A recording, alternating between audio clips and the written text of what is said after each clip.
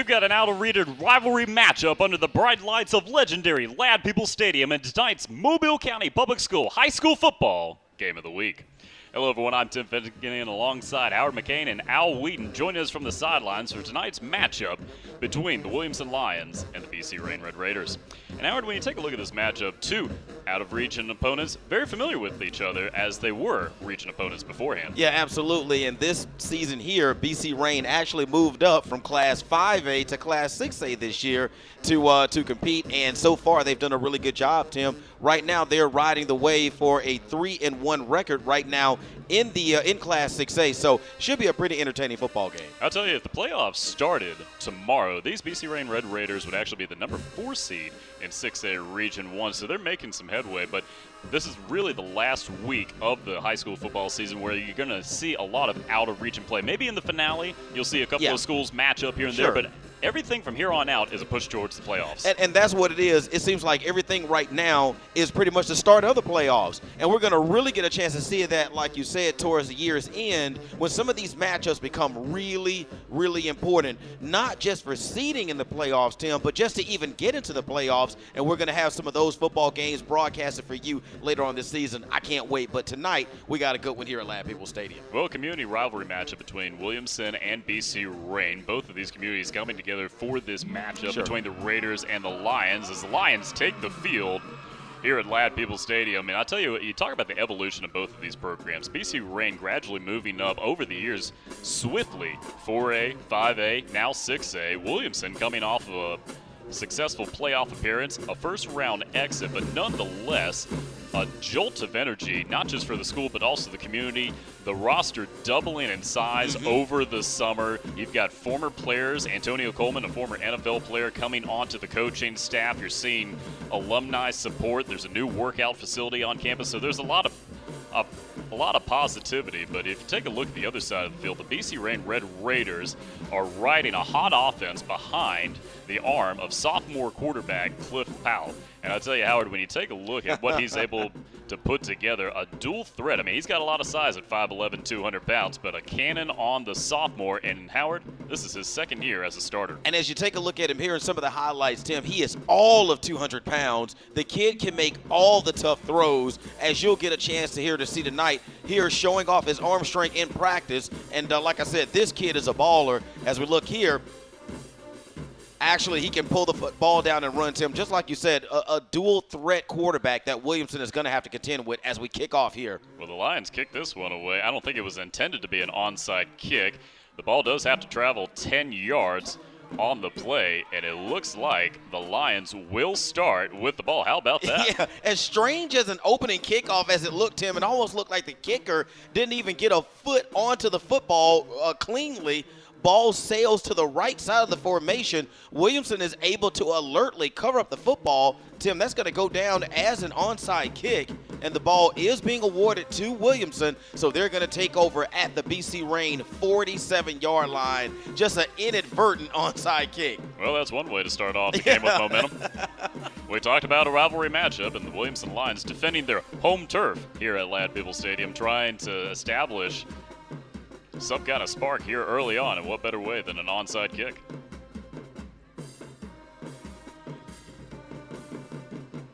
Daryl Mitchell, the senior quarterback for the Williamson Lions, converting over really a utility weapon in the past, moving around, running back, receiver, dual threat option. What you like about Mitchell is the fact that he keeps his eyes downfield, maintains focus for the offense as he's going to come out 4 receivers set, 2 to each side out of the pistol formation. Trying to make a couple of adjustments. Looks like there's some confusion down there with Franks, the running back, in the backfield.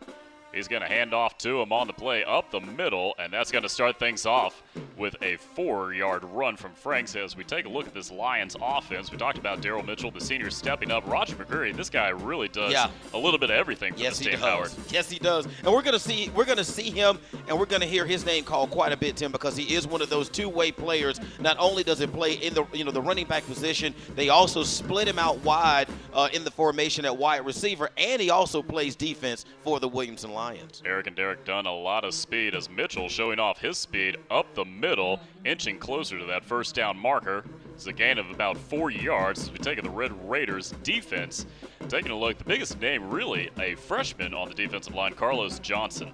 Yeah, and he plays nose tackle of all position, Tim. He's a freshman, big guy, about 5'10", 250 pounds, right in the middle of that formation. More times than not, BC Rain on defense, Tim, runs a 3-4. Mitchell getting a first down there off of a 5-yard scramble, and they are into Red Raider territory inside the 35-yard line. Lions coming out with 3 straight runs, and they got the result they wanted. Yeah, and early on with this offense, this Williamson Lion offense, Tim, so far they've been effective with what they've wanted to do with the football. A lot of play action, a lot of read option, and so far it's been effective. They are moving the ball. Mitchell and Franks in the backfield. 2 receivers split out to each side out of the shotgun. Mitchell going to take it once again, this time testing the left side, and it's going to go nowhere. Maybe gained a yard on the play. Yeah, Jermaine Ely was the first to meet the quarterback in the hole, Tim. Don't think he picked up much on the play, maybe a yard on first down, Tim. So that's going to bring up 2nd down and 9 coming up here for the Lions. Ball sits on the Red Raider 33-yard line. Switching around some personnel as they split Derek Dunn out to the left. The senior brings a lot of speed to the table. Coaches were raving about him in the summer workouts, especially some of the OTA scrimmages against some of the other teams. Lined up at the top of your screen over there, the Lions are near the 30-yard line, man in motion. Mitchell takes the snap, hands off to his running back on the play and gets stuffed. Going nowhere quickly. 3rd and 9, and the Red Raiders coming up with a big stop there. Yeah, Jermaine Ely was right there in the middle of that formation. You know, and as this game develops and as this game goes on, Tim, if you continue to take a look at the Williamson Lion offense, a lot of times they look like there's a lot of confusion, but they actually know what they're going to run. As we look at tonight's weather, Tim, a comfortable 81 degrees. Humidity is down tonight, 75%. There is a 15% chance of rain, and the winds have picked up just a little bit, Tim. They're coming out of the west-northwest at approximately 7 miles per hour. 15%, that's the highest it's been on a Friday in the last couple of weeks. I know, man, it has been hot. It has been hot. Raiders showing pressure on the play. Mitchell rolling out, pressure from behind. Johnson chasing him up the left side and pushed out of bounds on the play. It looked like Davis, coming up from the linebacker position, was able to make a hit. Yeah, that was a good job there by the quarterback. And you said it in the early on that Daryl Mitchell does a nice job, Tim, of just keeping his eyes downfield. If he gets flushed out of the backfield, that's just because there's absolutely nothing downfield.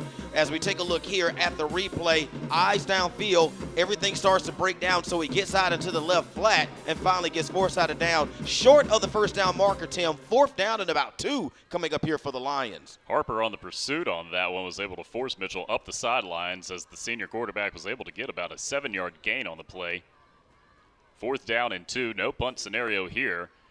Mitchell trying to adjust there out of the pistol. Hands off to his running back, and that's going to be a huge 4th down stop for this defense, and the Red Raiders are going to get the ball. Yeah, just way too much penetration into the offensive backfield that time by the Red Raider defense. Looks like Keyshawn Harper came on a blitz, Tim, shot one of those gaps, and blew the play up before it could even make it back to the line of scrimmage. So as it goes, Tim, ball goes over on downs to the Red Raiders. Ball currently sits at the 20, I believe that's the 28-yard line of the Red Raiders as Cliff Powell brings his offense onto the field. 8 minutes, 49 seconds here in first quarter action. The Red Raider defense coming up with a 4th down stop as the offense takes over for their first drive of the night. Cliff Powell comes out. 4 receivers set out of the shotgun formation, 2 to each side. It's going to be a handoff to his running back Harper on the play, just dancing around defenders. Whoa, and going to get eaten up in the backfield. He paid for it, and Roger McCreary was the first defender in the face. Looks like the Red Raiders got whipped up front that time, Tim, on that play. The trenches on that play were won and controlled by the Williamson Lions. A lot of penetration into the offensive backfield, forced the running back to do a lot of jumping around. As we look here, the only thing he doesn't have right now is a dance track to go along with this this carry. And right there, number 18, Roger McCreary, who's Mr. Everything for this team, comes up, holds the running back long enough, Tim, for defensive help to finish off the play. No gain on first down. 2nd down now from around the 30-yard line. Powell takes the snap, dumps it off to his receiver, Wilson. on the play, and he's going to go nowhere as this Lions defense is all over him. Yeah, that's Alexander Scott from that defensive back position, Tim. Does an awesome job of just maintaining his blocks. Once the pass is completed, shed that block and make the tackle. Talking about the weapons for Telestone's Red Raider offense, Harper, electrifying speed at 4'3". Cliff Bow, only a sophomore, but his second year as a starter. Ely, a highly versatile player playing both ways. You're going to see Wilson also in that, and size up front. Zavar Thomas, a leader at the center position. Bow comes out of the shotgun here on 3rd and 11 after the loss on that last play. 4 receivers set, drops back, rolls out to the right. Oh, a little bit of contact there, and a flag comes out on the play. Yeah, pass was intended for Jalen Wilson, but Eric Dunn is going to get flagged for defensive pass interference, made contact with the wide receiver long before the ball got there, and actually Jalen Wilson is down on the play, Tim. So you look at the Lions defense. We talked about Roger McCreary. You're going to see a number of players playing both ways for these units, but Roger McCreary in the secondary on defense, along with Eric Dunn, both players playing offense as well. Jamal Hickbottom might be a name that you're going to gradually hear over this season and then some. On a defense, that's a 15-yard penalty from the previous spot. The walk-off of 15-yard results in a first down. Well, the Red Raiders are going to be awarded a first down. As we take a look right here, Powell was looking for Wilson over on the right side. Yeah, contact way too early. Yeah, the defender never made a play on the football. His play was on the wide receiver. Kind of caught the wide receiver in an awkward position, Tim. I think he just knocked the wind out of Jalen Wilson. So Jalen Wilson was able to get up and make it to the sideline under his own power. That is always encouraging. So there's a good chance we will see him back in the game a little later on. 7 minutes, 11 seconds remaining here in first quarter action. The Red Raiders getting a first down off of that penalty as Harper gets a carry taken up the right side of the field. And over a defender is going to get the senior running back 5 yards on the play. Yeah, Eric Dunn was out in the far flat, Tim, to make the stop on Keyshawn Harper, and you can tell that Keyshawn Harper is a senior in this offense, Tim. He's 5'9", 160 pounds, just really comfortable when he runs the football, knows exactly what his coaches have coached him to do in this program, to do with the football when he gets it, Tim. Like you said, he picked up about 4 yards on first down, 2nd down and 6. Ball sits on the 46-yard line of the Red Raiders. Coming out of the I formation, 1 receiver split out to each side. Whoa, and a little bit of a jump there by the Lions front. Yeah, looks like one of the defensive ends jumped into the neutral zone, Tim. That is Devon Treywick, who jumped into the neutral zone. And as we mentioned on several broadcasts, just in case people don't know, that in the high school ranks, once you violate that neutral zone, Tim, that's an automatic 5-yard penalty. Dead ball, encroachment, defense.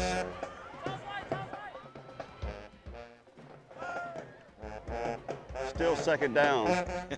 Well, that's going to make it 2nd and short as the Red Raiders have now capitalized about 20 yards of penalty yards. Yeah, and that's one of the things that kind of happens a lot of times with this Williamson Lion defense. As we take a look tonight, our referee, who you just heard from, is Michael Smith. He's joined with Lawrence Hogues, John B., Anthony Garrett, and we'll have the rest of the guys in just a moment after this 2nd down play. Harper trying to find a first down right there, but Roger McCreary said, no way, pushing him all the way back to the sidelines. No gain on the play, and it's quickly 3rd and 2 after a loss on the play. Yeah, also, I'm sorry, Anthony Garrett, Tim, Brian Alford, Willard Four, and Kevin Four round out our officiating crew tonight as we're going to get a timeout, Tim. This is our state-mandated heat timeout here in the first quarter, 5:47 left on the clock. Red Raiders looking to cross the 50-yard line after Harper lost a yard on the play.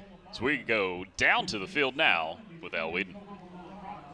Thanks, Guy. I had a chance to talk with both coaches before the game. Coach Steph Tellis-Stone for Rain told me they've got to control the line of scrimmage tonight. Also, they want to allow the run to set up the pass. And plus, they want to protect the ball. Now, on the other side of the field, Coach Dedrick Sumter of Williamson, he told me it's pretty simple. We've got to establish the run early. We saw Williamson trying to do that, They couldn't get that first down on fourth down, but he wants to keep that run going with quarterback Darryl Mitchell. And lastly, the past 2 weeks, Coach Sumter's been watching some of our tapes. He said they've missed a lot of opportunities to capitalize in the red zone. Left a lot of points out here on the field. So tonight, when they get in the red zone, the Lions are looking to score, guys. Well, I tell you, they've been highly aggressive so far, Al, man, especially on defense. I mean, Roger McCreary shot out of a cannon the last couple of plays. I mean, all over the place. We're going to see a matchup all throughout the night, it seems, between Roger McCreary and Keyshawn Harper. Yeah, and what I want to see from the Lions, Tim, is I don't want them to shoot themselves in the foot when they have the football, especially when they have something positive going for them on offense or defense. We saw early on a Williamson Lion jump into the neutral zone, which set up a very short second down play. But thankfully for the Lions, Tim, the next play went for negative yardage as we have a pass and catch here from the Red Raiders. Powell working out of the play action fake on that one, able to make a connection to his receiver on the play. Madison coming up with a big catch and a big first down for BC Rain. Yeah, and that's going to move the yardsticks, Tim, as we take a quick look here. Cliff Powell with the football, just patiently just dumps it off to the wide receiver, wide open in the left flat. Nobody within 5 yards of him by the time he caught the football, able to pick up enough for a first down. Tim, ball sits now on the 38-yard line of the Lions. 5 minutes remaining here in first quarter action. Harper with a first down carry is going to get about 3 yards as they are inside the 40-yard line of the Lions. Yeah, it looks like this offensive line is starting to get a little bit of a push in this ball game, Tim, as we look at early scores. The Viger Wolves with a 42-0 win over LaFleur last night on Thursday Night Football. McGill strikes first against Blount 7-0. Baldwin County and Bryanton action tonight. Auburn on top of MGM early 7-0 on the Vikings homecoming night. Citronelle and Satsuma, local rivalry matchup for another homecoming matchup. Murphy and Saraland, a big battle between two outside region opponents. Theodore and Enterprise on the road. An important game to watch. Tim, on that last play, Darryl Mitchell, as we take a look here at the replay, Darryl Mitchell with the carry, bounces the ball outside, but a nice job by Eric Dunn to go underneath the big quarterback. Cliff Powell goes outside and is chopped down by Eric Dunn. Pick up a couple of yards on the play, Tim. 3rd down and about 6. Closer to 5 coming up. 3rd down and 5 here for the Red Raiders. Talk about guys that are playing both ways. Eric Thomas, number 8 for the BC Rain Red Raiders. You're going to see him at the bottom of your screen, lined up in the slot as a receiver. This guy also plays linebacker on defense. 3rd down, Powell, pressure in his face, rolls out to his right, dumps it off to Wilson, and out of bounds for a first down on the play. Yeah, nice job by the quarterback, Cliff Powell, Tim. A lot of pressure in his face. And if you want to put pressure on a quarterback to rattle him when he throws the ball, come right at his face. Nice job by Cliff Powell to step outside the pressure, Tim, and find his receiver, Jalen Wilson, on the sideline. Wilson was able to give a quick little toe tap in the playing field and picked up a first down for his team, Tim. Now the ball is now 1st and 10 on the 24-yard line of the Lions. BC Rain working out of the I formation. Their first trip into the red zone tonight. 3 minutes, 20 seconds remaining here in first quarter action. Oh, and a little bit of a jump right there, and that's going to get the Lions another penalty on this drive. Yeah, it looks like Michael Dees was set up at that defensive end position, Tim. He bit on the bark coming out of the mouth of Cliff Powell, was able to pull 2 defenders into the neutral zone, Tim. So that's an easy way, the easiest way to pick up 5 yards on first down. Encroachment, defense, that's a 5-yard penalty. It remains first down. Well, Al did talk about how the Lions wanted to be aggressive early on in this matchup. Yeah, and again, Tim, you want to see the Lions, I guess you could say kind of control themselves on the football field and not make a lot of mental mistakes.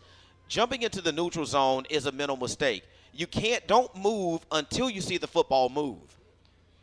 Carry on first down from BC Rain and into the end zone on the play. Alex Ringgold with the touchdown right up the middle, and the Red Raiders strike first off of a 19-yard rushing touchdown. Yeah, just little resistance being put up that time by the defensive front of the Williamson Lions. big hole was opened up on the left side, and the running back pretty much went into the end zone with relative ease. Only one defender back that could have stopped him from getting in the end zone, just quickly sidestepped him, Tim. 19-yard touchdown run into the end zone for the BC Rain Red Raiders, as the Raiders are having difficulty getting another player onto the field. I believe their holder is yet to make its way onto the field. The play clock is down to 14 seconds, and it looks like the Raiders are going to have to take a timeout, Tim. Wow. Oh, and that's not a conversation you want to have on the sidelines, as Taylor Stone had to burn a timeout there on a point after. 3 minutes, 14 seconds remaining here in first quarter action. Yeah, I don't want to be that guy. No, not at all.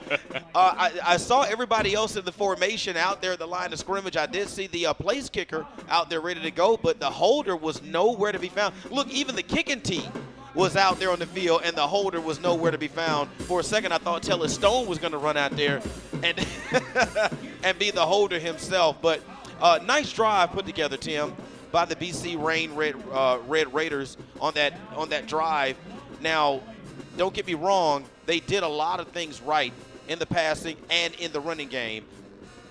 But the thing about it is that drive was also assisted by a few untimely penalties committed by the Lions. We saw a pass interference call, and we saw 2 violations of the neutral zone on that drive, Tim. Well, it doesn't matter how you get offense, it's that you do get it.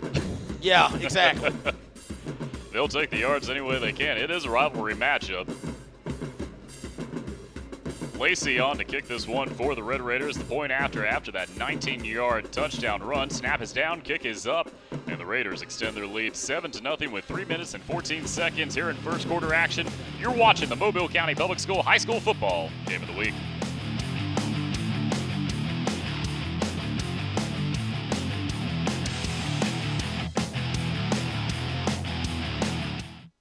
The more parents are involved in school, the more likely it is a child will succeed.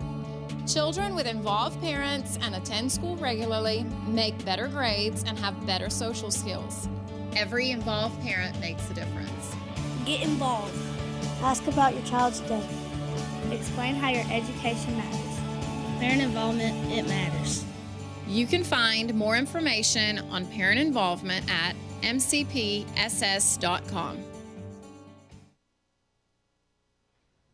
Welcome back to the Mobile County Public School High School Football Game of the Week. Tim Finnegan, Howard McCain, Al Whedon bringing you tonight's matchup from Ladd Peoples Stadium between the BC Rain Red Raiders and the Williamson Lions. The Red Raiders strike first off of a 19-yard touchdown run from Alex Ringgold on their opening drive.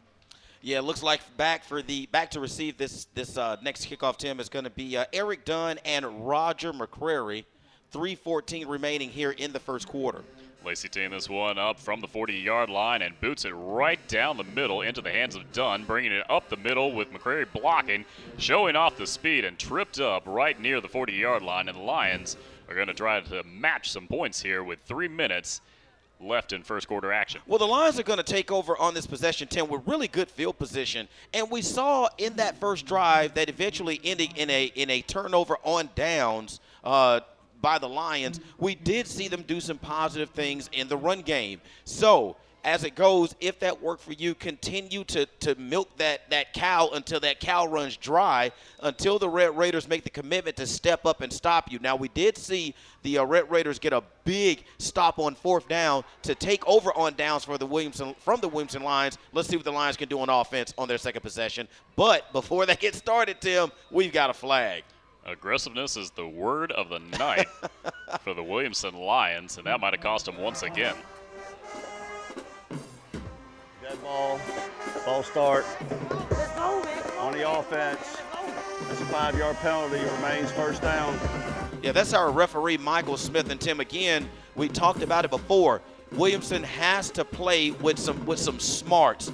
If guys aren't sure of what the snap count is, look in on the football. Until that football moves, you do not move no matter what the defense does. First and 15, Dunn in motion over to the left side. Mitchell takes the snap, drops back to pass. Pressure immediately, dumps it off to McCreary. Gets away from one defender, shoots up the field, and dragged through the 50-yard line, and that might be enough for a fresh set of downs. Yeah, Tim, it is. A nice job by Roger McCrary because the ball was delivered to him very low from the quarterback, Darryl Mitchell. He was able to make a shoestring catch, Tim, surge upfield, just able to find a rushing lane, and was able to pick up all the yards lost on the penalty, plus the yards that needed to pick up a first down ball, Tim. Now the ball is over into plus territory on the 49-yard line of the Red Raiders. 1st and 10 Lions. Interesting formation as Franks and McCreary are trying to figure out who wants to be the running back and who wants to be the H-back on this one. Man in motion over to the left side. Hand off to McCreary. Got to test the left side. Stiff arms one defender, two defenders. Has an opening over on the left side. Chased out of bounds, but not until he picks up a gain of a 7-yard run on first down. Yeah, Nicholas Safford finally caught up with him, Tim, but you're right. Nice job by Roger McCreary. 2 stiff arms on the play. As we take a look here, bounce to the outside. There's one stiff arm. There's the other stiff arm. Still able to get upfield, pick up positive yards to the tune of 8 yards on first down. 2nd down and 2 coming up here, Tim, for the Lions. Ball sits on the 41-yard line of the Red Raiders. Change of personnel and short distance tonight. They've gone to Darryl Mitchell on a quarterback keeper here on 2nd down from the 40. They will do just that, this time to the right side, pushing the pile, and that's near the first down marker as they cross the 40-yard line. I think Darryl Mitchell is going to get enough for a first down, Tim. He needed 2. Looks like he picked up 3. So fresh set of downs coming up for the Williamson Lions, and once again, they're moving the ball at will, pretty much on the ground, aside from that middle screen that they threw to Roger McCreary to pick up that first down a couple of plays ago, but they're able to get it done on the ground. 1st and 10, Tim. Ball sits on the 38-yard line of the Red Raiders. McCreary back on the field this time as a wide receiver. Loper, the running back in the backfield, the junior, with Mitchell. 3 receiver set out of the pistol formation. Mitchell rolling over to his left side, and he's going to go down in the backfield. That's going to be a loss of about 5. Yeah, that's Jermaine Eli, who was able to get in and get that sack on the quarterback, Tim. Looks like the quarterback, Mitchell, lost about, I believe, 1, 2, 3, close to 5 yards on first down, Tim, as we tick down to close to about 1 minute and 15 seconds left here in the first quarter at Ladd Peoples Stadium. Your score still sitting at 7-0 BC Rain, but the Lions are moving. Jermaine Eli, that guy's kind of a super utility for the BC Rain Red Raiders. We got to sit down with him in the preseason, and he's like, wherever coach needs me, just line me up. Fullback, linebacker, I just want to play. And you want a team full of guys with that type of attitude. Mitchell missing his intended target on the play as Eli was in the backfield with pressure once again. He was looking over for Franks, but that's going to bring up an incompletion quickly. 3rd and about 15 as the clock stops with 51 seconds remaining here in first quarter action. Yeah, Nutri Smith was also able to get a ton of pressure on the quarterback, Mitchell, to force him out into the left flat. Now, Mitchell is a right-handed quarterback forced to his left. Very difficult to deliver the football with any level of accuracy when you're rolling out to the left, but you're a right-handed quarterback. 3rd and 15 upcoming for Williamson, as it looks like they're going to talk this one over, taking a timeout here. 51 seconds remaining in first quarter action. The BC Rain Red Raiders leading 7-0 after a 19-yard touchdown run coming from Alex Ringgold early on in the first quarter. Tim, we saw this with the Williamson Lions on their first possession. They were able to move the football pretty easily against this Red Raider front. But then the penalties come. You know, guys start early, or also we saw where there was a sack of the quarterback, Mitchell, and now that's kind of put him behind the 8 ball. Now it's 3rd down and 15 when play resumes. 51 seconds left here in the first quarter. When play resumes, it's going to be 3rd and long. What you want to do here, if you're Williamson, let's talk a little bit of strategy, because we know they're probably not going to punt this ball away. So what you want to do on 3rd down as an offense, you want to try to cut that yards to go in half. It's 3rd down and 15. At least if you can get to 4th and 6, 4th and 7, that gives your offense a nice, realistic chance of picking up the necessary yardage to get a first down and keep this drive going. They have to get down to the 28-yard line of the Red Raiders to pick up a first down. The first rule of a rivalry match, no punts. No punts. No. No. And Williamson does not like to punt. Trust me, if you've never witnessed this team play football, they use all 4 downs on offense. Well, it's going to be 4 down territory, but first they've got to start on 3rd down 15 yards out from a fresh set of downs inside the 30-yard line. They're going to start back at the 42-yard line.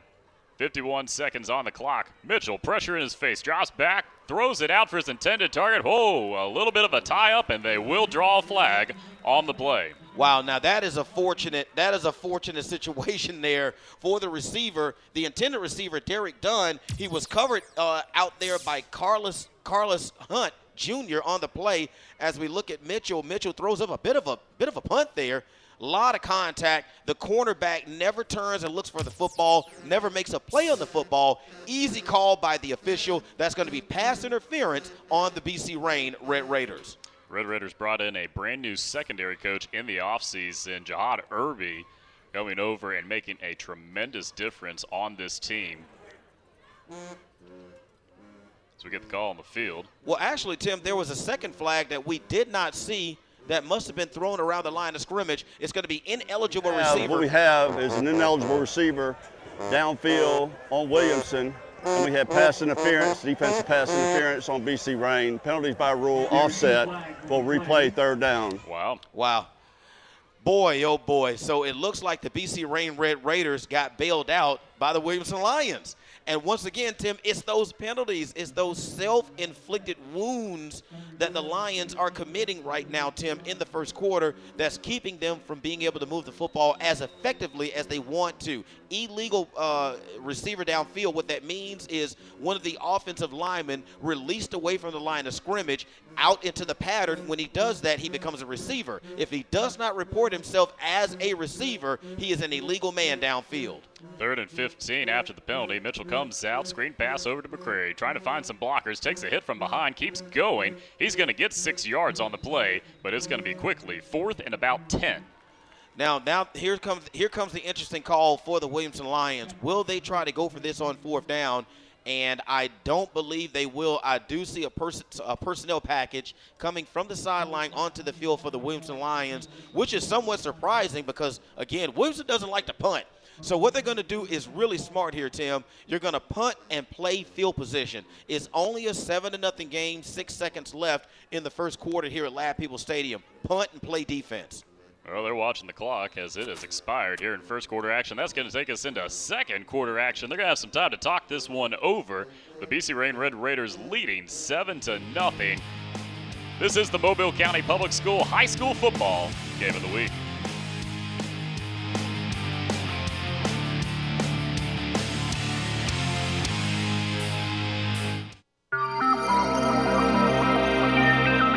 It's no surprise that the University of South Alabama's College of Education can prepare you for an exciting career in public education. But it may surprise you that this same College of Education can prepare you for an exciting career in a broad variety of fields, like these. Contact us today and let us show you the world of career opportunities that are yours through USA's College of Education. Welcome back to the Mobile County Public School High School Football Game of the Week. Tim Finnegan, Howard McCain, Al Whedon bringing you tonight's matchup live from Lad People Stadium between the BC Rain Red Raiders and the Williamson Lions. The Red Raiders striking on a 19-yard rushing touchdown in first quarter action, capping off their 7-0 lead. The Williamson Lions in position right now, trying to talk this one over, coming out of the change of quarter break. And a timeout that they might need because 4th and 10 right now. We talked about the fact that they don't like to punt. Roger McCreary, we saw him coming out in the package looking to possibly punt this one away. Sure. But did it make you second guess during the break? I don't know. They're going to talk about it. I believe the smart thing to do, Tim, this is not the time to start chasing things on 4th down. It's only a 7-0 football game. Your defense is playing pretty good. Your offense is playing great. If they could just stop shooting themselves in the foot with these penalties, you could possibly get back in there and tie this football game up with a score. But right now it's only 7-0, Tim. I wouldn't do anything weird. Just punt the ball, play defense if you're the Williamson Lions. Both teams being highly aggressive, but penalties have been so costly thus far as they made a move, and so did BC Rain, a jump, and that's going to draw 1, 2, 3 flags. Yeah, Jawan Fleming kind of bit on the line on the adjustment. that the line made for the Williamson Lions, which is legal, Tim. They spread everybody out real quickly. Fleming came across the line of scrimmage, violated the neutral zone. That's going to be a 5-yard penalty. So it's going to turn 4th and 9 to about 4th and 4. Dead ball, encroachment, defense. It remains 4th down. Now this is decision time for the coaching staff. Do they want to try to go for it on 4th down now that yards to go has been cut in half? And, Tim, here comes the personnel change for the Williamson Lions. Looks like they're going to try to go for it. Now, let's reset everything right now, Tim. It's 4th down and 4. Ball is sitting on the 32-yard line of the Red Raiders. You think they planned that one? Was the audible adjustment a play in itself? Did they script that one up? If the Red Raiders aren't paying attention, it can be. But this is what Williamson does on their offense whenever they do decide to punt the football. And should they get into another position where they punt it, you're going to see them do the same thing. And they're trying to get exactly what they wanted from Fleming, is to get somebody to jump into the neutral zone and pick up 5 cheap yards. They were able to do that, Tim. So now the offense is back on the field. 4th down and 4 upcoming. Ball on the 32-yard line of the Red Raiders. I'm sure the Lions coaching staff will take credit for it, though. Oh, of course. Of course. That's how we drew it up. Well, That's how we sure. drew it up. Oh, yeah. You remember back in the old days when the Dallas Cowboys used to come up to the line of scrimmage and the guys would kind of have their elbows on their knees, and then they'll do that thing when they all come up at once and then go down into the three-point stance? Oh, yeah. And sometimes guys would jump across the line of scrimmage. It was pretty much almost the same premise there with what they did on that 4th down. 4th and 4 now after that penalty. Dunn in motion over to the left side. Mitchell's going to keep it. Lobs it up for his intended target and right over the hands of Terrence Brand on the play. He was wide open. And that was a sure first down. Maybe more. It may be more if Mitchell would have just kept his poise, settled down, and delivered a softer pass out into the right flat. So just like we saw on the earlier drive, the ball goes over on downs, back to the BC Rain Red Raiders. Well, whenever you got a lot of pressure from Juwan Fleming and Carlos Johnson coming right at you, sure, you might not be able to maintain composure. Well, I mean, if you're not able 250 pounds charging at you. Well, he wasn't able to set his feet, and that's because you're right. That's because of the pressure. Pressure was right in the face of the quarterback. Could not set his feet. Too much air got up under the pass. It fell incomplete. Foul comes out on 1st down after that turnover on downs. Gets it out to his target, and that's going to be a minimal gain of about 2 yards on the play. Alexander Scott on the stop, and now it's up to this Lion defense to try and keep the Red Raiders pinned right where they are on the field, force them to punt, Tim, and possibly get good field position for the next possession for the Williamson Lions. As you see, the clock continues to tick. 11:27 remaining in the first half here at Ladd. BC Rain leading by a score of 7-0. Well, they gave him a great spot on that one. It's going to be 2nd and 6 now. Yeah, they did, didn't they? Right around that 35-yard line. Powell coming out, 4 receivers set out of the shotgun. Harper, the running back, in the backfield. BC Rain looking to add on to their 7-0 lead here in first half action. Powell comes out, lobs it up in the direction of Wilson. Oh, he had it in his hands and then dropped it on the play. Yeah, but the coverage was outstanding that time by Demetrius Inge. It's one of those 50-50 balls that was delivered by the quarterback downfield. Cliff Powell put a lot of air under the ball. Both guys go up for it as we look here. A lot of air under the football, and both guys fight. But Demetrius Inge is able to knock it right out of the hands of the receiver, Jalen Wilson. So 3rd down and 6. Big down here for the Lion defense. If they can stop them and force a punt, they can get good field position on their next drive. Red Raiders working out of the I formation here, 3rd and 6 near the 36. Powell looking to the sideline. Thought there might have been a jump there. Play clock down to 3 seconds, Tim. Got to quickly get this one off. And it looks like BC Rain's going to have to burn another costly timeout. Boy, oh boy, that has to have Tellus Stone. I bet if he had one, he would throw a stone right at somebody, because they had to use their 2nd timeout of the half, Tim, because the play clock got down on the possession. So as it goes, it's we got to have a timeout here at Ladd People Stadium. Let's take a look at some of the action from around the Mobile area last night. The Biker Wolves capitalizing on a 42-0 shutout of LaFleur. McGill on top of Blunt right now, 14-6 in first quarter action. Baldwin County all over Bryant, 14-0 in an out-of-region matchup. Auburn on top of MGM, 14-7 over in Sims tonight. Citronelle on top of Satsuma, 7-6 in second quarter action. Saraland strikes first against Murphy, 7-0 into the second quarter. And Enterprise on top of Theodore, 10-3 on a Bobcat road trip. Yeah, that's a team that needs to have something positive happen to it quick, because we saw them totally get dismantled last week by a really, really good Davidson Warrior football team at home. 3rd and 6 from the 36. Powell comes out of the shotgun, drops back to pass, looks long, lobs it up right down the middle, has a man wide open, and a flag comes out on the play near the Williamson sidelines. Now, there may have been a grab. I'm not really sure, because the wide receiver was behind the defense. Maybe this was illegal touching by the defense. Michael Smith is our referee, and we will get the call. But I believe at the end of the day, this is going to go against the Williamson Lions, which is going to be a tough break. Well, that's going to move BC Rain up as we get the explanation down on the field. The pass interference on the defense. That's a 15-yard penalty. It will result in a first down. Well, Powell overthrew his intended target on the play, but if you take a look right here on the corner, right there, there's a little bit of a shove on the play, almost unnecessary by Eric Dunn, and that's going to cost the Lions defense. Well, on that replay, I did see Christopher Knight reach out and grab the intended wide receiver, Jalen Wilson, as he was coming on his crossing route behind the defense. I think that's where the flag might have been called, but as it goes, first down, Red Raiders. Ball sits on the 49-yard line of the Lions, Tim. 10:40 left in the first half. Powell comes out working out of the I formation. Harper, the running back, in the backfield. One receiver split out to each side. Here on first down after that penalty, a handoff to Harper is going to go up the middle. He's got room on the right side, speeds through 3 defenders, and battles his way inside the 30-yard line for a great gain of about 20 yards on first down. Yeah, Roger McCrary on the stop finally for the Williamson Lion defense, but for some reason, here's a player, Keyshawn Harper, that seems to be forgotten so far in the offense, Tim. You know, look how good of a running back they have back there from the senior. Nice job of getting downfield, Tim.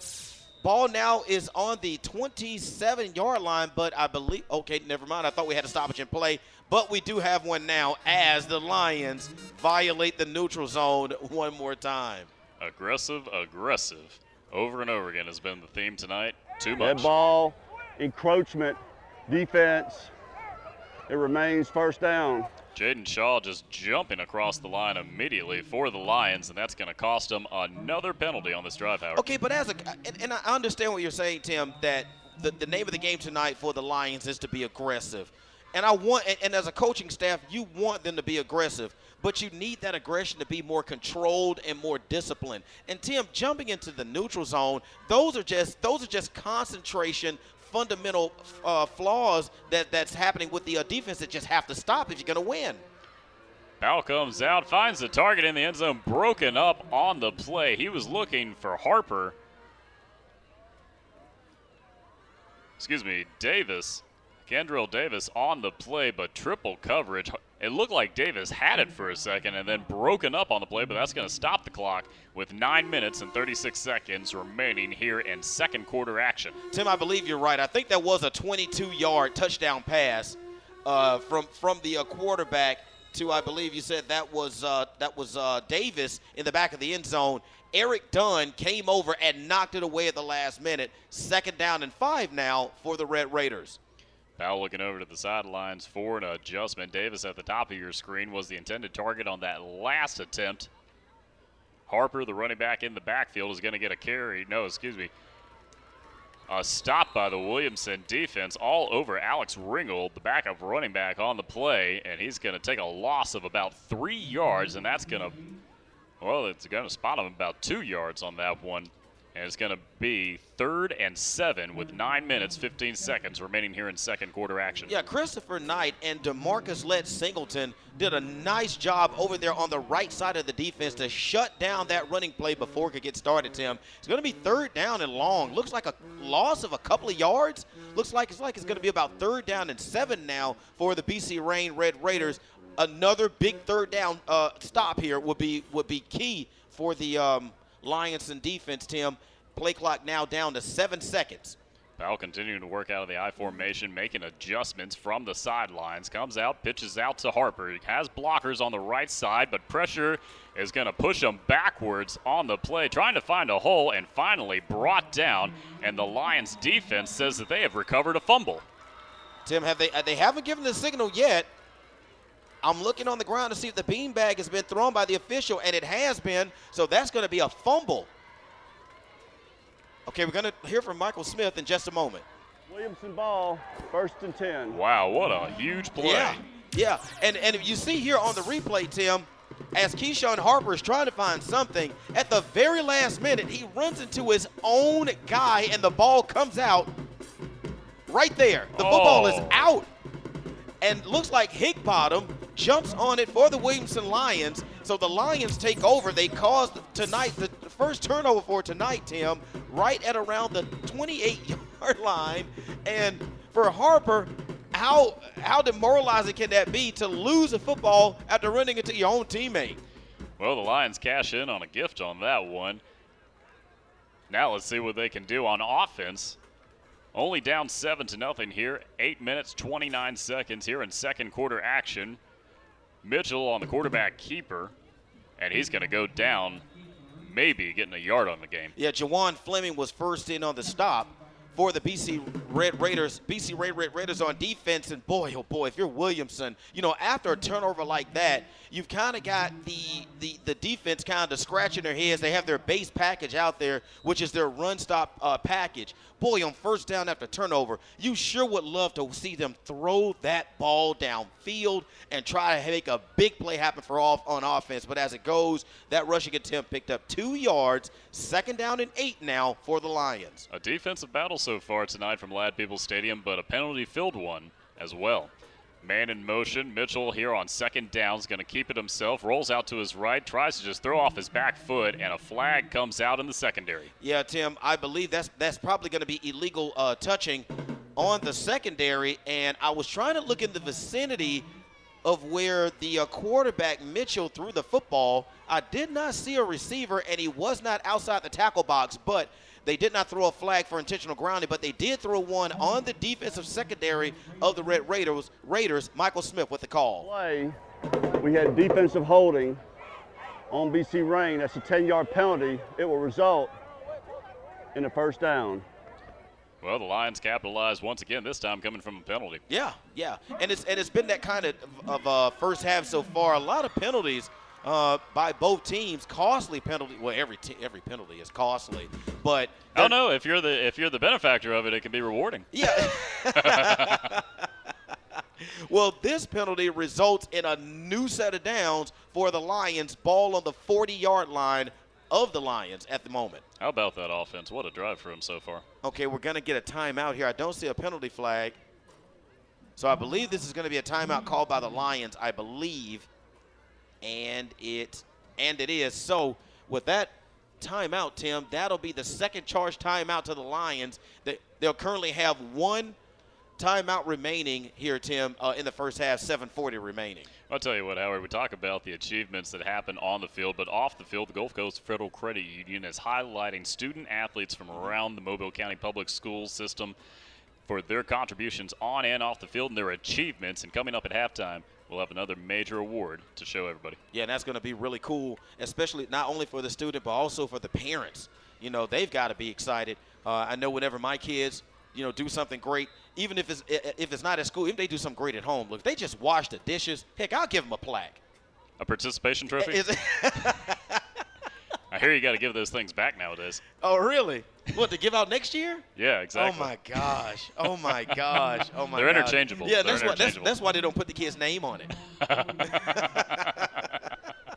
7 minutes and 40 seconds here In second quarter action, the Williamson Lions on a fresh set of downs after that penalty is going to mark him at the 40-yard line. Darrell Mitchell drops back to pass, pressure in his face, trying to scramble out of danger there, but he's just going to have to go down, but he will go down for a 3-yard loss on the play. Boy, I tell you, each and every time Darrell Mitchell goes into a 7-step drop, he's not being given enough time by his offensive line for him to set his feet, find a receiver, and deliver the ball downfield.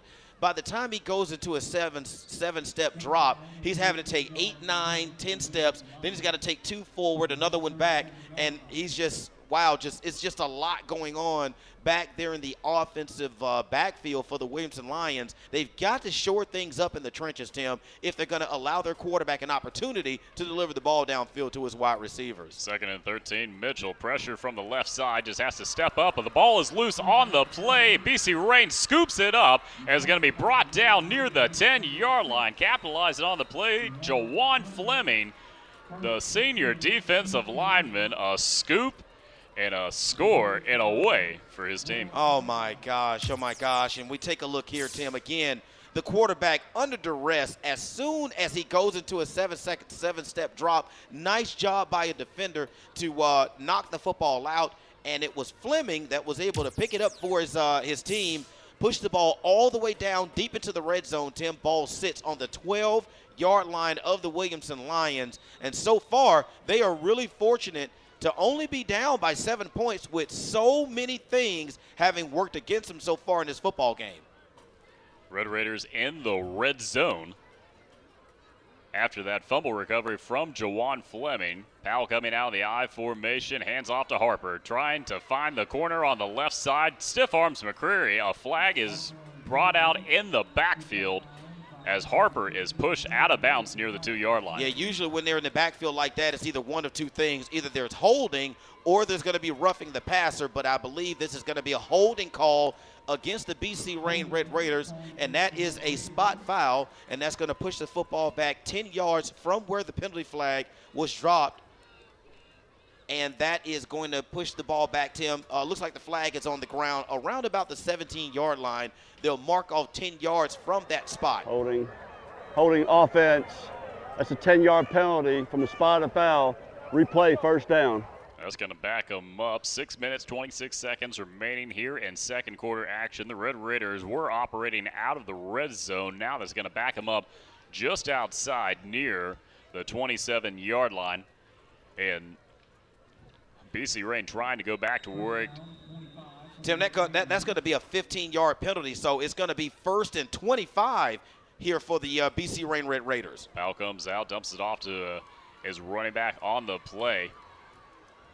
Breaks away from a couple of defenders and finally brought down near the 30-yard line. Whoa, that was a hard slam on that one, and that's going to draw a flag. Yeah, that was Derek Dunn that was first over to hold up the running back long enough for defensive help to come. And Roger McCrary, I believe, is going to be the player that's going to be flagged for unnecessary roughness on the play. You know, nowadays in the game, they don't like it when you pick up players and throw them to the ground. It's one thing to Number 18, he lifted him up and slammed him down. He can't do that. Yeah, you know, and we just got the explanation from Michael Smith that they do not like that. They do not allow that anymore, Tim, for players to just pick other players up and just slam them into the ground. Personal foul on the defense. That penalty is half the distance. We'll replay first down from about the 13-yard line. And that's another, and that's another self-inflicted wound committed on themselves by the Williamson Lions. They did everything right to stop them on 1st and long, but instead you give them first down, Tim, and the football now on the 13-yard line of the Lions. Well, the Red Raiders back to work in the red zone. Hands off to Harper, and a swarm of Lions are all over him on the play. No gain on the play, and it's going to be quickly second down as the clock ticks down 5 minutes.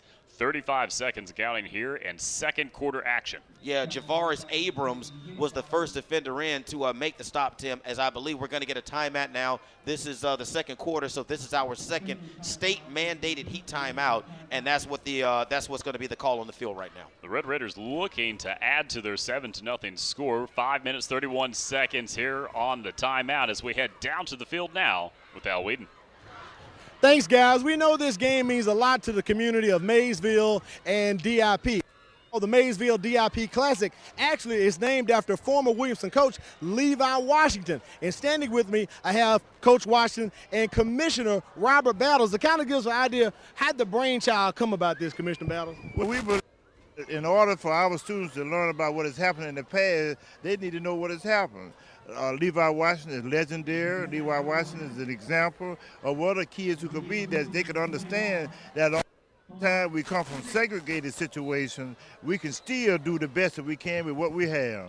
All right, Coach Washington, how did it feel to have a game named after you and you're coming back to Mobile here? Well, I'm elated about it because some of the things that have happened, how it began and everything, and the memory and the work that we put in there as a coaching staff, all my friends and all my great coaches and the people of Maysville community. And I'm really, really elated about this thing. Absolutely. Well, we look forward to having it back for the 3rd annual Levi Washington Maysville DIP Classic. It's more than a game. It's heritage. It's all about legacy. Absolutely, Al. We talked about the importance of this rivalry matchup just continuing, even dating back to the 70s, as Harper on this second down play is trying to fight his way forward. He's going to get back near the original marker after just bouncing around a number of defenders for about 3 yards on the play. Clock is going to continue to tick down, near 5 minutes remaining before halftime. The Red Raiders trying to capitalize here in the red zone, but the Lions defense isn't going to have it. Tim, I like Keyshawn Harper. I really do. He is a hard-nosed player out of that running back position for the BC Rain Red Raiders. They were able to just a simple little toss out into the flat, and after that, he just created on his own, able to pick up positive yards, Tim, like you say, able to get back close to the original line of scrimmage, but it's still going to be 3rd down and about 9. Jermaine Eli coming in at fullback. We talked about his versatility earlier. Now on offense, 2 receivers split out to each side. Play action fake. Pressure from behind. Powell trying to find a receiver in the end zone, and just shy is going to bring up an incompletion and a flag on the play. Yeah, Jacoby Madison was the intended receiver, Tim, and the play clock once again had gotten down to about 3 seconds on the BC Red Raiders offense, and they weren't quite able to get that play going. It looked really disjointed from the beginning, but there's going to be a holding call against the Red Raiders, Tim. That's a spot foul, so they will mark off 10 yards, I believe, or was there offsetting fouls? Well, we're going to get the explanation soon enough down on the field. A lot of action happening that drew the flag. It looked right after Powell released the ball. Either they picked up the flag or there was another flag that we didn't see, and it was offsetting penalties, which means the play doesn't count. But it's 4th down. Wait a minute. I'm not really sure what's going on. Well, the officials are going to talk this one over. It looks like down on the field.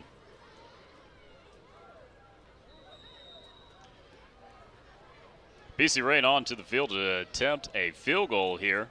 DeMarcus Lacey looking to kick this one inside the 20-yard line. Howard, you know a thing or two about field goal tries, huh? Well, sure. As we look at this 28-yard field goal attempt, hits the upright, Tim, and it's going to be no good for the BC Rain Red Raiders. And, yeah, I know a thing or two, Tim. I know a thing or two about trivia, and I know a thing or two about kicking field goals, Tim. And coming up at halftime, do not go anywhere. Next to Al's hitting the numbers, this has to be one of the most exciting segments here on our program. It's the Green and Phillips Mobile County Public Schools Trivia and Kick Challenge, hosted by myself. Uh-oh. And we also had some great students from around the area who came out to LAD, answered some questions, got a chance to kick a field goal, and found out that kicking a field goal isn't as easy as it looks. So you will get a chance to check that out coming up at the half. Well, the Red Raiders found out a few minutes ago just how hard it can be inside the 20-yard line, trying to add on to their 7-0 lead. 4 minutes and 5 seconds still remaining here in second quarter action as the Lions take over on downs. Man in motion on the play, handoff to the running back right up the middle. He's going to carry some defenders with him, and starting things off, Loper, the running back, is going to get a gain of about 7 yards of play. Whoa, make that 8. And that was close because the handoff from Mitchell to the running back Loper was slightly mishandled. So Loper was able to gather that thing before he hit the line of scrimmage, Tim. If not, that could have been a fumble, but good job by Loper to maintain possession, pick up a positive 8 yards on the play, 2nd and 2. McCreary in motion. Mitchell hands off to Loper once again, and this time getting a fresh set of downs. Clock continues to roll. 3 minutes, 20 seconds and counting here before halftime. The Lions picking up a first down off of back-to-back rushing attempts by Zacharias Loper, the junior running back. Yeah, Desmond Moncrief made the stop, Tim. Ball now sits on the 34-yard line of the Lions. Clock still rolling. Mitchell coming out of the pistol formation. Loper, the running back, in the backfield. 2 receivers split out to each side. Loper with another carry, this time to the left side. Runs through Harper. And once again, Loper, a 7 to 8 yard gain is going to take him across the 40-yard line, and the rushing attack of the Lions continues. And all of a sudden, Loper comes out here with a new energy from the running back position. Big hit right there by Keyshawn Harper, almost a helmet-to-helmet shot. Thankfully, both players are okay. 2nd and 3 now. Loper, all 5'4", 137 pounds, dishing out punishment. You got to love it. Loper, another carry, but this time some help from the secondary is going to come up to stop him for a minimal gain on the play. Quickly, 3rd down, and now about 2. Well, you just gave those measurables, Tim, so you can see that Loper's not a real big guy. 137 is how much he weighs. But you want to make sure Loper understands that when he's about to absorb contact, to not drop his head. If he continues to drop his head, Tim, he could, get an unfortunate shot, and it could hurt him. So you want to make sure that he keeps his head up when he goes into the line of scrimmage. 3rd and 1, McCreary in motion. Handoff to Loper on a short attempt. The Raiders come up on defense. They might have to spot where they pushed them back from as the clock continues to tick down. Less than 2 minutes remaining here in first half action. Yeah, Jermaine Ely made the stop, but they're not gonna measure. They're gonna go ahead and award the first down, Tim. So that puts the line of scrimmage at the 44-yard line of the Lions. Clock continues to tick. 1 timeout remaining for the Lions before we go into the half. 1:45 left. Looks like unless a big play happens in the running game, the Lions are going to have to start taking some shots downfield. Right now, just a single safety high for the Red Raiders. Run some more. This time, Darryl Mitchell running to the right. He's going to evade 1 defender and get a gain of about 4 yards on the play as they inch closer to the 50-yard line. Yeah, Nutri Smith makes the stop, Tim, and the clock continues to tick. The Lions are trying to hold on to that 1 timeout they have remaining as we're down to 1:25. You got to hurry up and get the play into the offense, Tim. Not a lot of urgency, not a high sense of urgency right now from the Lion offense. 2nd and 6, right around the 48-yard line. McCreary in motion to the left. Hand off to Loper right up the middle. He's going to take a shot, and a pile of BC Rain defenders are all over him, and they say they have a turnover. Now, Keyshawn Harper made the stop. Now, did they whistle the player? Did they whistle the play dead because the running back's forward progress had been stopped? Michael Smith is going to give us the call here. Player lost the ball during his forward progress. Defense got the ball. That's the 2nd major fumble in this quarter. Harper, the victim last time, this time the benefactor. Yeah, and again, Loper gets held up long enough for someone to come and strip the ball out for the BC Rain Red Raiders. I believe, Tim, that was Clifford. Was that Clifford Powell? I thought Juwan Fleming coming up to make a hit on the play, but Harper able to recover the fumble. Okay, it was Harper like on the gotcha. play, redeeming himself on the first time. Yeah, that one looked like a 7 on his jersey. Powell comes out, pressure from the outside, rolls out, dumps off to his target at the 40-yard line, gets up the sidelines, had some real estate, and steps out inside the 25, stopping the clock at 50 seconds remaining as we take a look right here. Cliff Powell just extending plays, finds his target on the play, and Safford, as he gets up the field and out of bounds to stop the clock. Each team only has 1 timeout left. BC Rain's had to burn 2 of them already here in the first half as Powell is quickly back to work. Empty backfield out of the shotgun. 3 receivers to the right, 2 to the left. He's going over to the left side, this time to Harper, but met immediately trying to spin away from defenders, and he's tackled inbounds as the clock continues to roll, and that's going to be a loss of 2 yards on the play. Looks like they're going to burn that last timeout here. Stop the clock, 36 seconds here in second quarter action. BC Rain leading 7-0, looking to add on here as we take a look around the Mobile area. Viger capturing a 42-0 victory over LaFleur. McGill all over Blunt, 28-6. Wow. Before halftime. Baldwin County on top of Bryant, 21-0 here in second quarter action. Auburn all over MGM, 28-7 in the second quarter. Satsuma comes back now 19-7 over Citronelle at halftime. Murphy tying Saraland 7-all at halftime. Theodore down 24-3 to Enterprise in the second quarter. You know, if you talk to most people in the area, the game of the night is the Blunt McGill matchup. Oh, I thought it was the BC Rain Williamson matchup. Is it not?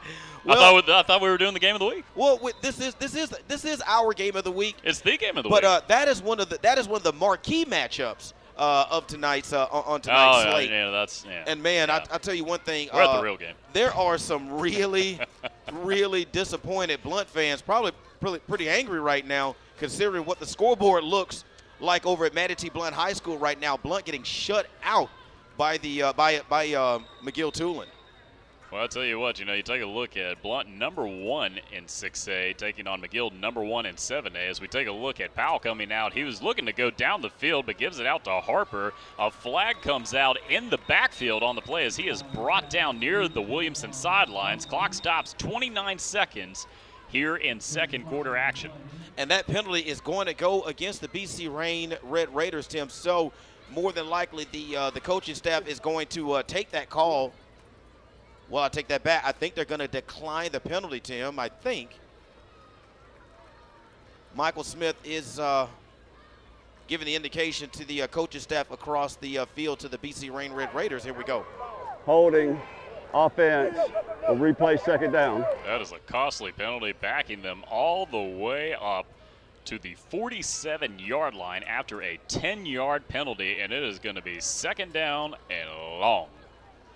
Looks like it's going to be second down and about 25 yards to go here for the Red Raiders. 29 seconds remaining. Red Raiders are all out of timeouts, and the clock does start as soon as Michael Smith calls the ball into play. And there it goes. Clock is down to 20 seconds and counting. Offense is taking their time getting up to the line of scrimmage. This could very well be the last play of the first half, Tim. Looks like we may have a Hail Mary situation coming up. Empty backfield. Powell looking over to the left side. Tosses it out to his target. Scoots back inside, trying to get out of bounds, and does so with 5 seconds remaining on the clock, getting the Raiders up to the 40-yard line. Yeah, Nicholas Safford, I'm not really sure what was going on.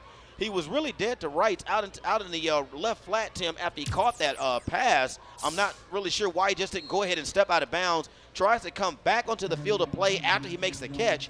Nothing there. Wisely goes out of bounds and preserves 5 seconds of clock for his offense.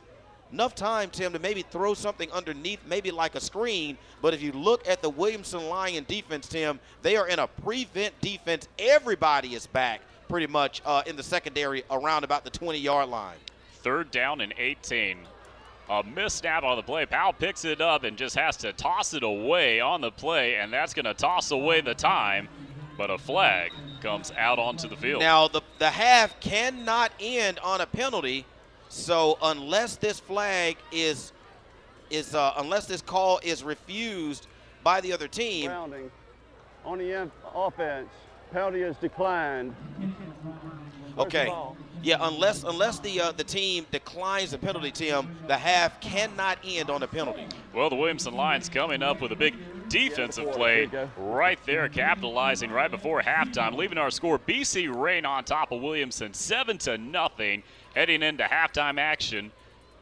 And I tell you, it's been a rushing attack. A number of penalties have decided the field position all over tonight, back and forth for both teams, Howard. Yeah, it's a good possibility, Tim, that it had not been for all the penalties, our score could be a lot different than 7-0. But if you're Williamson, who committed a lot of penalties, you're fortunate to only be down by a touchdown as we go down to Al Whedon, who has the coach on the side. Thanks, guys. We're here with BC Rain coach Taylor Stone. Coach, you up 7-0. Had a couple opportunities to get some more points on the board. Recovered 2 fumbles. What's going on there? I think the defense come out and we played well. They had a couple of drives where they were moving the ball, but we stepped up big and got some stops when we needed to. Offense has been moving the ball, but we just have not executed in the red zone. We had 3 opportunities in the red zone and hadn't been able to punch it in. And a team like Williamson that's moving the ball a little bit on offense, if we don't take advantage of our opportunities in the red zone, they got a chance to be in the ball game and have a chance to win at the end. We got to put some points on the board. All right, Coach, we appreciate it. Good luck second half. Thanks. All right, there it is, Tim. He said exactly. In the red zone 2 or 3 times, you got to get those points. Can't leave them down here on the field. Well, Al, the Red Raiders capitalized in the red zone once tonight. They're trying to look to do it again, but they will have to take to the second half. We'll be back with halftime action of the Mobile County Public School High School Football Game of the Week.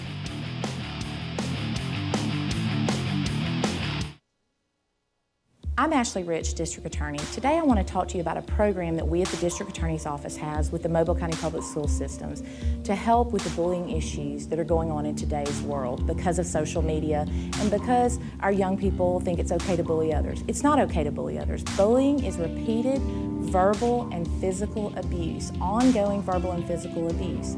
We at the Mobile County District Attorney's Office want to help the community, we want to help the public school system, and we want to stop bullying within our community. It's really, really important that we do so. And parents need to be responsible if their child is either being bullied or if their child is a bully. Parents need to be involved to stop the bullying or to help the child if they are being bullied. And we at the Mobile County District Attorney's Office and the Mobile County Public School System are also here to help.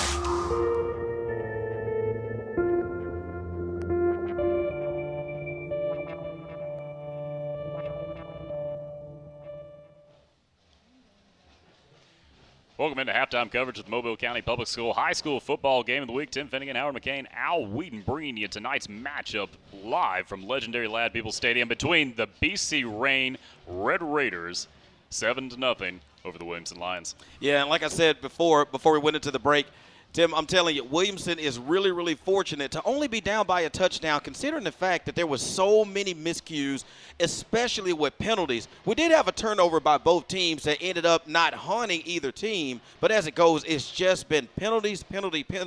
They have to clean that up in the second half, Tim, especially if Williamson wants to put any points on the board. They're currently down by a score of 7-0, so they're really fortunate to only be down by that touchdown. Well, I don't think any of the fans will be accusing the officials of showing favoritism to either side.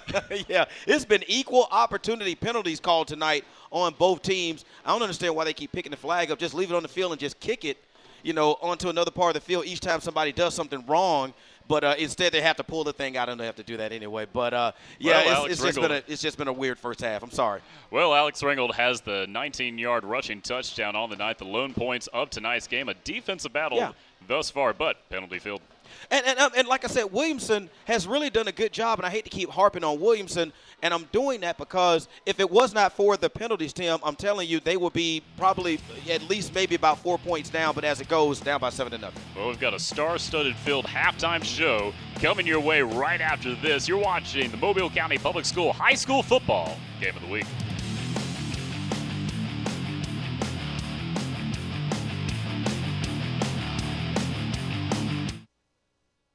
I have a lot of great memories from high school, some great experiences.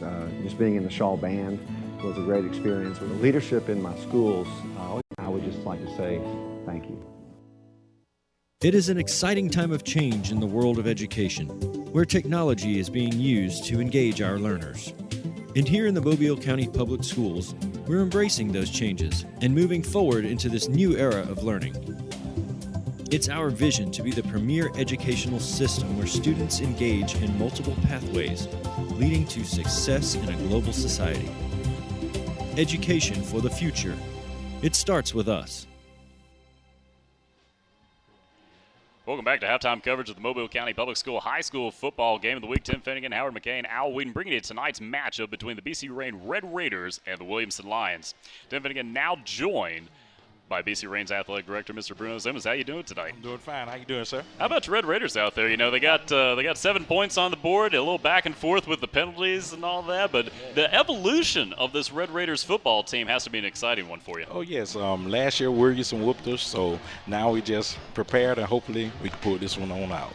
Talk about the evolution of the program. Over the years, we've seen how BC Rain's gone from 4A to 5A, now into 6A, and doing quite well in 6A Region 1. It's been a different transition. One thing about it, once we was in the 5A, we was kind of struggling. In 6A, it seemed like we just found our little niche. I know that sounds kind of opposite, but that's how it's going for now. And I love it. What would you say about the expansion of the school itself? So many new students coming into the program, causing the growth, and then how is that affecting a lot of the programs happening within school? Oh, it's just we added more kids to our program. We have at least 90-something football players all of a sudden, and it just keep growing, and everything is going blessed, so I just ride with it. Talk about the impact of Coach Tellis Stones and what he's brought to the table. Playoff berth a couple of years ago in 5A, going all the way to the 3rd round of the playoffs, now into 6A. A lot of momentum, potential playoff berth. Currently the number 4 seed right now. Yeah, you know, he brings an element of great discipline. The kids enjoy him. He has a great personality with the children, so everything like it's seeming like it's going well for him.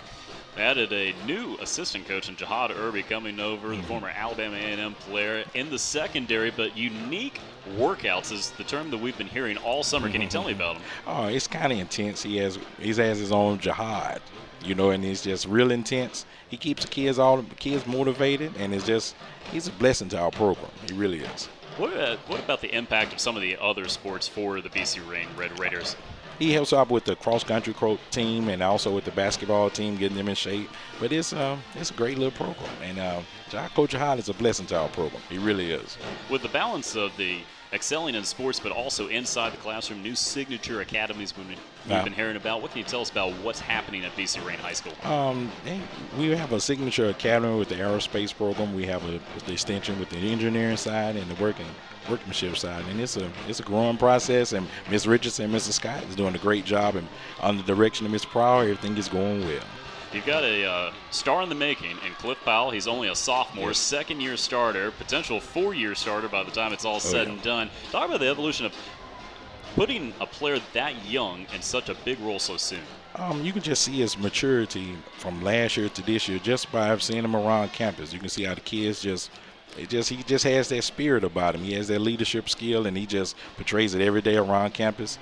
And I can just see him growing each day. Each day I talk to him, I say, "How you doing, Cliff?" He said, "I'm doing fine, Mr.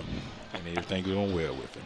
Well, we got to talk to a number of your players in preseason action, a lot of leaders. Who are some guys that are standing out that you've seen grow up throughout the years? Keyshawn Harper, last year was my first year with Keyshawn. I saw him mature into a upcoming senior, and look, he's doing a great job this year. Nicholas Safford is doing a great job.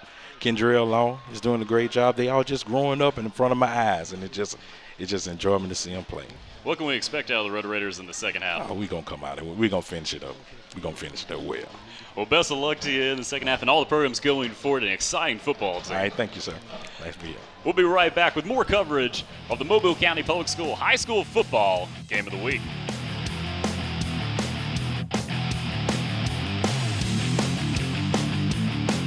Children thirst for knowledge, and the Big Station 93 BLX saw an opportunity to fulfill this by partnering with the Mobile County Public School System. Together, they established the 93 BLX Rolling Reading Program. On Thursdays, DJs from the station stop by a selected elementary school to read and interact with the kids. This allows the DJs to help kids foster a love for reading and get them excited about all the new things they will learn and discover by reading a book. Reading is fun, and it starts with us.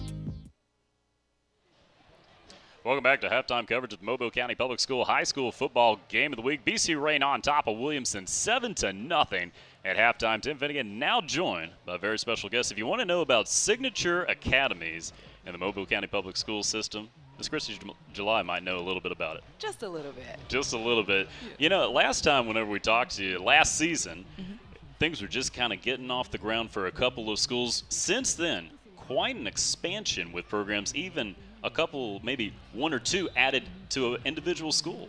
Yes, well, we actually have all 12 high schools on board, and this is our second year of implementation, and those programs are going very well. We are also bringing on additional business partners to assist us and make sure we're providing the opportunities to our students that they need in order to be successful. Now, talk to me about just getting almost a feeder pattern into high schools, starting so young in the middle school area. There are some exciting programs that are developing. Talk to me about how you're involving students at a young age to prepare them for that high school level. For example, our teams that are playing today. We have BC Rain High School, and their feeder patterns we start in the elementary school, actually, with bringing our business partners in to work with those students and expose them to aviation and aerospace and to get those students interested. So by the time they're in middle school, we have additional resources for them and additional projects and opportunities for them to be involved with the business partners and BC Rain High School. So by the time they reach high school, they are more than prepared for the careers and academies that we have to offer. Now, I heard you might have a showcase coming up at the or right after the high school football season. Yes, November 1st, 5 to 7 p.m. we'll have a showcase for interested 8th graders and their parents. We will have all 12 high schools available along with our business partners that participate. And this is a chance for parents to learn about the opportunities we have in our signature academies throughout the district and to get their questions answered by the schools as well as our other auxiliary services. Now, we've seen the growth in a number of programs. Another developing program talking about getting multiple signature academies potentially could be a Viger High School. Yes, at Viger High School, we have had the opportunity to start a broadcasting academy that has gone extremely well, and our students there are really excited about that opportunity. So they learn how technology is critical in the broadcasting field and how to utilize that technology. What are some potential new academies that could be making their way into schools for Mobile County Public Schools? Well, we're looking to increase our STEM options for our students, as well as to offer additional forefront potential careers that we may not have thought of just yet. Well, there's a lot of exciting things happening with signature academies. The importance of getting students so involved at such a young age. Are there any potential for programs to come to the middle school themselves? Yes, and we do have a few programs in our middle schools focused on the STEM areas, and we are constantly considering growing those into the middle school so that our students can be more prepared for when they get to high school. Now, with BC Rain and Williamson, we talked about the development of the program. The aerospace has helped the school grow. We saw 4A, 5A, 6A. Are there any other major impacts happening with the growth of the schools individually? Well, there are. We're starting to see students are becoming more interested in maybe exploring their options at a school that they're not zoned to attend, which is why we have our Signature Academy Showcase to allow all students in the district, as well as students that are interested in transferring to our district, to know what's available to them. And so we are starting to see that growth throughout Mobile County. Now, when you talk about transfers in sports now, you got to sit out, but you don't have to sit out for Signature Academies. You actually do. Unless you're transferring for the International Baccalaureate program, as of right now, those students do have to sit out for a year. Is there a pathway system that you have to stay on, let's say, even as a freshman year, declaring almost a major? It is kind of declaring a major, and so we're working with our freshmen and exposing them their freshman year so that they can start their 10th grade year. Well, we're going to take a look at a sneak peek at the BC Rain Signature Academy video coming up here on the halftime show. We want to wish you all the best of luck with all of the growing programs going forward. Well, thank you so much, Dan. Let's check.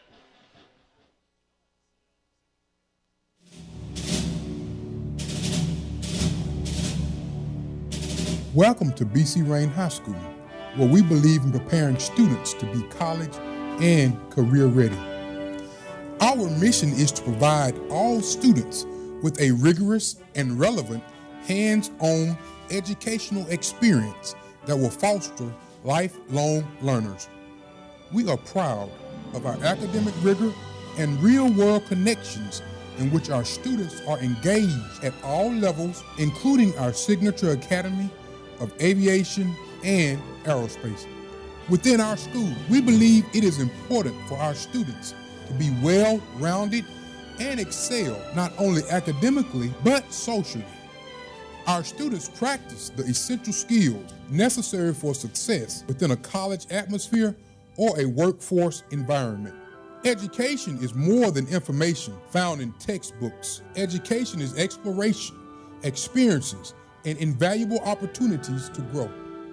BC Rain nourishes students within a small learning community, which is a supportive and student-centered learning environment. We offer students the chance to realize their untapped potential. You possess more than you think.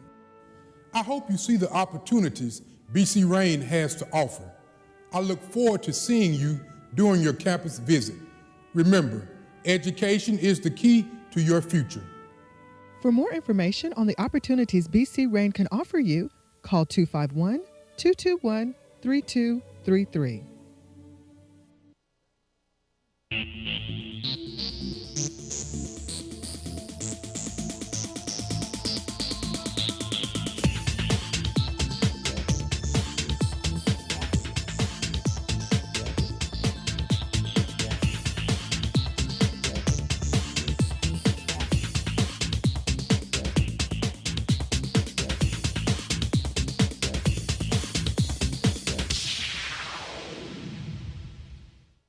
Hello, I'm Helena Tyler. I would like to invite you to join me for Inside Education. Come with us as we take a look at what's happening around Mobile County Public Schools, as well as what's happening in your child's classroom. That's Inside Education, right here on the MCPSS TV network.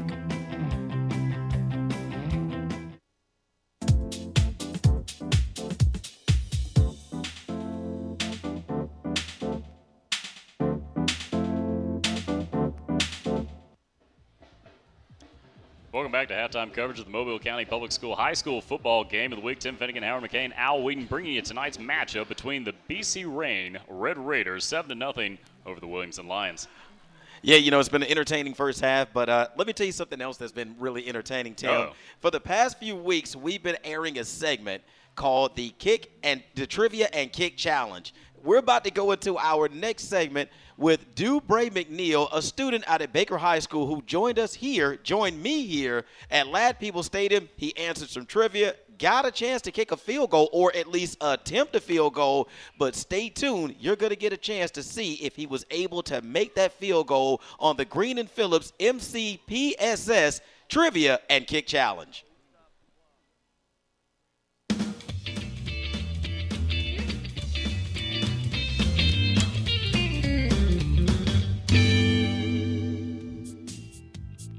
Welcome back to Ladd People Stadium and the Green and Phillips MCPSS Trivia and Kick Challenge.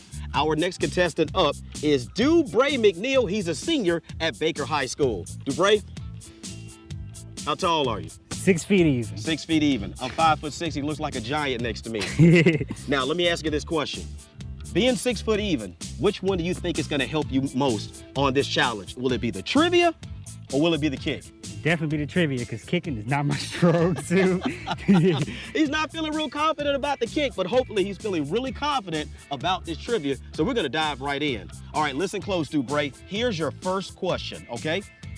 What is the chemical compound for water? And wait, let me give you your answers or your choices.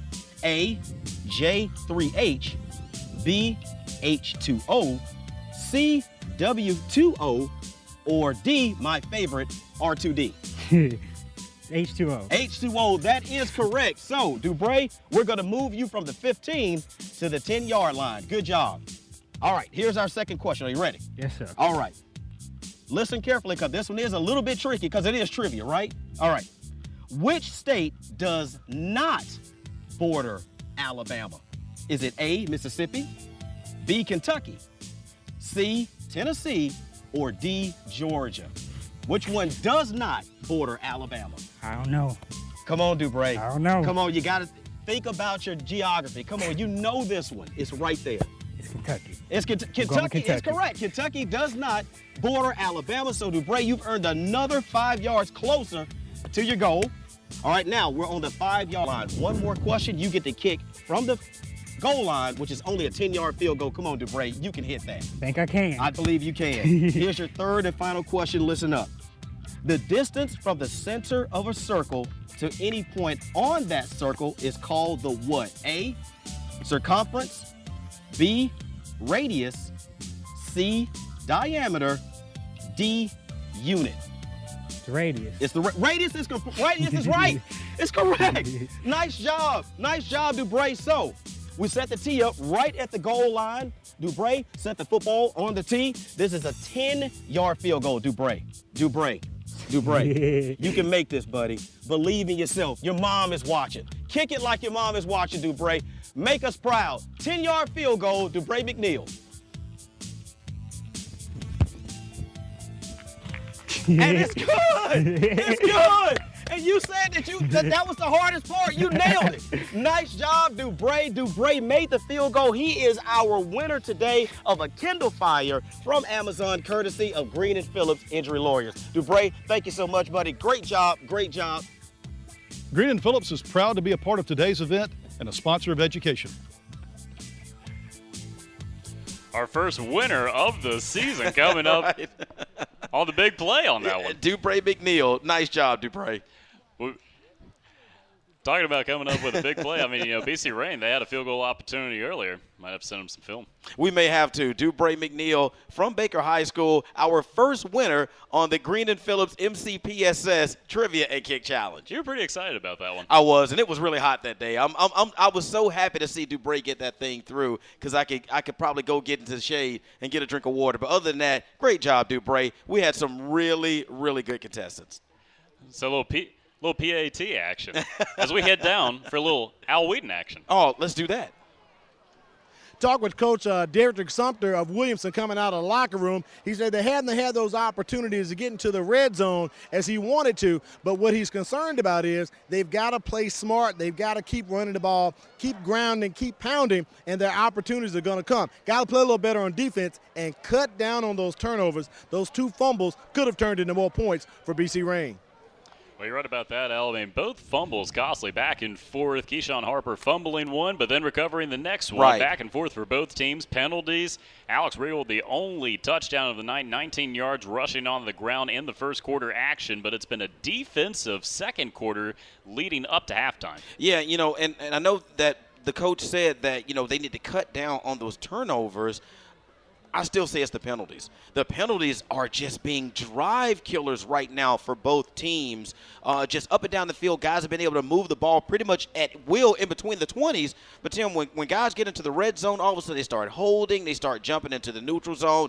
Next thing you know, 1st and 10 turns into 1st and 25, and it's just really, really difficult to get your offense back into an even flow to pick up 25 yards and get you into the end zone. So I think it's the penalties. If these guys can just get the mental aspect of the game corrected, I think we can have a really good second half. Well, both teams have been highly aggressive, but we talked about they need to be more disciplined. Exactly. And that's when it goes with it. And that's what's been drawing the penalties. The aggressiveness is great on defense. Offensively, good flow. Sure. Rushing attack for the Lions had a little bit of momentum going into the second quarter, but once again, a costly fumble. Yeah, and we saw Loper come on for the Williamson Lions late in the second quarter and provide a bit of a spark. And when I say spark, I mean he's like a spark plug.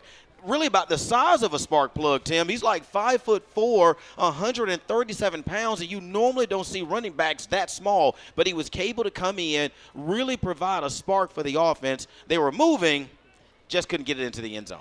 5'4", 137 pounds, but dishing out punishment. Oh, yes, sir. He was dishing it out. We saw it a number of times as we see here. BC Rain teeing it up. Williamson going to get the first shot to try to tie this ball game up, down 7-0. Coming into the second half action as the Red Raiders are going to boom this one down to the 15-yard line and a fair catch on the play. I never saw Eric Dunn actually do the fair catch signal with his hand. But as it goes, Tim, he's going to fair catch the ball at the 15-yard line, and that's where the Williamson Lions will start their first drive of the second half. Now, again, we've seen both teams be able to move the ball pretty much at will on each other's defenses, but when they get really close to the red zone, things started to go wrong. Penalties were starting to happen. Next thing you know, guys, were grabbing and holding and committing pass interference calls and jumping into the neutral zone. So hopefully they'll be able to clear that up coming out into the second half. Daryl Mitchell coming now with Roger McCreary, the running back in the backfield. McCreary in motion over to the left side, and this time Mitchell's going to go up the middle and get a gain of about 5 yards on the play to start things off, crossing the 20. Yeah, Carlos Johnson makes the stop, Tim, from that defensive tackle position. And for the quarterback, Mitchell, I like the play call. I just want Mitchell to be just a little bit more patient on that play call and wait for his blocks to develop. I believe if he did that, he probably could have picked up enough for a first down, probably even more. Just exercise a tad bit more patience before taking off and running. Mitchell got 6 yards on that play, 2nd and 4 now from around the 20. He's going to hand off to McCreary, and he's going to lose some real estate, pretty much all of those yards, but that's going to draw a flag all the way back at the 15. See, Jawan Fleming made the stop. Now, it was a bit of a jailbreak on protection on the left side of the formation for the Williamson Lions. Way too much defensive penetration that time for that play to be successful. But we have a flag, and it's going to be holding against the Lions. Holding. Offense. Penalty is declined. Brings up 3rd down. Okay, so the penalty, as you heard the referee say, that penalty is declined, Tim. So there was actually a loss of about 5 yards on that play, Tim. So that pushes the ball all the way back to the 14-yard line, round about the 13.5-yard line, and that's going to bring up 3rd down and a long 9 for the Lions. Mitchell comes back out, working out the pistol formation. 3 receivers set, 2 to the right, 1 to the left. Takes the snap, hands off to his running back on the play. Shot out of a cannon right up the middle. The ball's loose again, and BC Rain has it. Jalen Wilson with the recovery on the play. Yeah, Jalen Wilson is also going to be credited with the strip as well, Tim. It looks like Roger McCreary was about to go for a big gain on that play, but up comes Jalen Wilson as we take a look here. Nice job up front by the offensive line, but right there, Jalen Wilson doesn't even tackle. Roger McCreary tackles the football, pulls it out, jumps on top of it, and we already have our first turnover of the second half. Ball on the 31-yard line of the Lions. BC Rain currently leads 7-0. 10 minutes, 45 seconds here in third quarter action. The Red Raiders start their second half in great field position near the Williamson red zone. Foul comes out of the I formation. Play action fake. Pressure from the side. Evades, steps up in the pocket, dishes out to his target, makes a connection on the outside, and shoved out of bounds was Kendrell Davis on the play. And that's going to be a gain of about 8 yards, setting up a 2nd and short inside the 25. And Kendrell Davis came insanely close to not being an eligible receiver on that play, Tim. He had to tiptoe the sideline to stay in bounds in order for him to be able to catch that pass. Referee was right there on top of it. He stayed in bounds, pass complete, pickup of about 7 yards, 2nd down and 3. Jermaine Eli, the fullback on the play out of the I formation. Keyshawn Harper, the running back, is going to get a toss out to him on the right side. Trying to evade some defenders, scoots back inside, gets away from another, trying to look for a block on the play, and he's just going to have to fall down. He's been dancing around in that backfield all night tonight. I love it. Just a nice job there by the running back, Keyshawn Harper. And even with all of that, Tim, I don't think he picked up enough for the first down. Look, that was a lot of running, a lot of evading to do for only 2 yards on the play. It's going to be 3rd down and 1 now for the BC Rain Red Raiders. Clock just goes under 10 minutes remaining here in the third quarter. BC Rain leads. Powell quickly back to work. 2 receivers to his right. Eli and Harper behind him in the I formation. 3rd and short here in the red zone. Hand off to Harper right up the middle, and he's going to fall forward for enough for a fresh set of downs inside the 20. Hickbottom makes the stop, Tim. Just can't get Keyshawn Harper around the ankles early enough to stop him from picking up a first down. Ball sits right on the edge of the red zone, Tim, on the 20-yard line. BC Rain 1st and 10. Out of region matchup tonight, as 5A Williamson is taking on 6A BC Rain, former 5A Region 1 rivals playing in tonight's matchup. This victory is a momentum builder, not necessarily counting towards the region record for both of these teams as they tried to push towards a playoff berth. Powell with a strike across the middle over there, and he's going to make a connection to Davis near a first down marker, setting up 2nd and short near the 10-yard line. He gets pushed down after the catch, Tim, by, I believe that was Derek Dunn, right around the 11-yard line. It's going to be a little bit short of a first down as we look here. Powell finds Davis across the middle on a slant route and is able to make a connection for a 9-yard gain as the Raiders are methodically moving closer to the end zone. 2nd and short here at the 11-yard line. Powell comes out, hands off to Harper, tests the right side, and brought down from behind. He might not have enough for a first down. They might have stopped him. Yeah, that was a big, big stop that time. I believe that's number 52. That's Jesse Stewart III. First time calling his name tonight from the defensive front. Timmy, you're right. Not enough for a first down. Actually, no gain on the play. So it's going to be 3rd down and 1. Clock continues to tick, Tim. This is a big series. I'm serious. I know I said that in the first half, but this is a big series for the Williamson Lion defense, Tim. With the way the offense has been executing, they can't afford to go down by 2 scores, even though we're only in the 3rd quarter.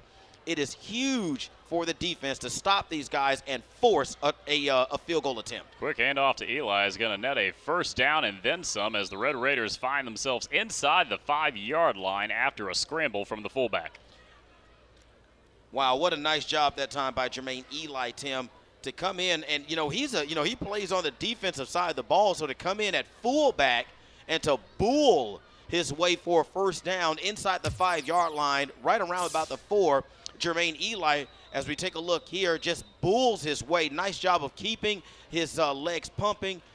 Doesn't stop until he gets inside the 5-yard line, Tim. 1st and goal, Raiders. 7 minutes, 20 seconds remaining here in 3rd quarter action. The Red Raiders on the 5-yard line here on their first drive of the second half. They capitalize off of a rushing touchdown in the first half, looking to duplicate here. Another handoff to Eli, and he powers his way inside the 5-yard line down to the 2. Yeah, Jesse Stewart III makes the stop once again. Nice job by Eli. Move the ball from the 4 down to the 1, Tim. 2nd and goal. Can the Lions keep him out of the end zone? It's going to be tough. Well, they're going to need a goal line attempt right here. Single coverage on the outside. Jalen Wilson lined up at the top of your screen. Powell working out of the eye. He's going to take it himself and into the end zone. Cliff Powell, a 2-yard rush, gets him into the end zone for a touchdown. Yeah, nice job by the offense, Tim, to capitalize on that turnover. Nice job of stripping the ball was Jalen Wilson. They were able to get the ball right around about the 31-yard line. After that, Tim, 31 yards later into the end zone for the 2nd score of the night. As we take a quick look here at the quarterback, Cliff Powell.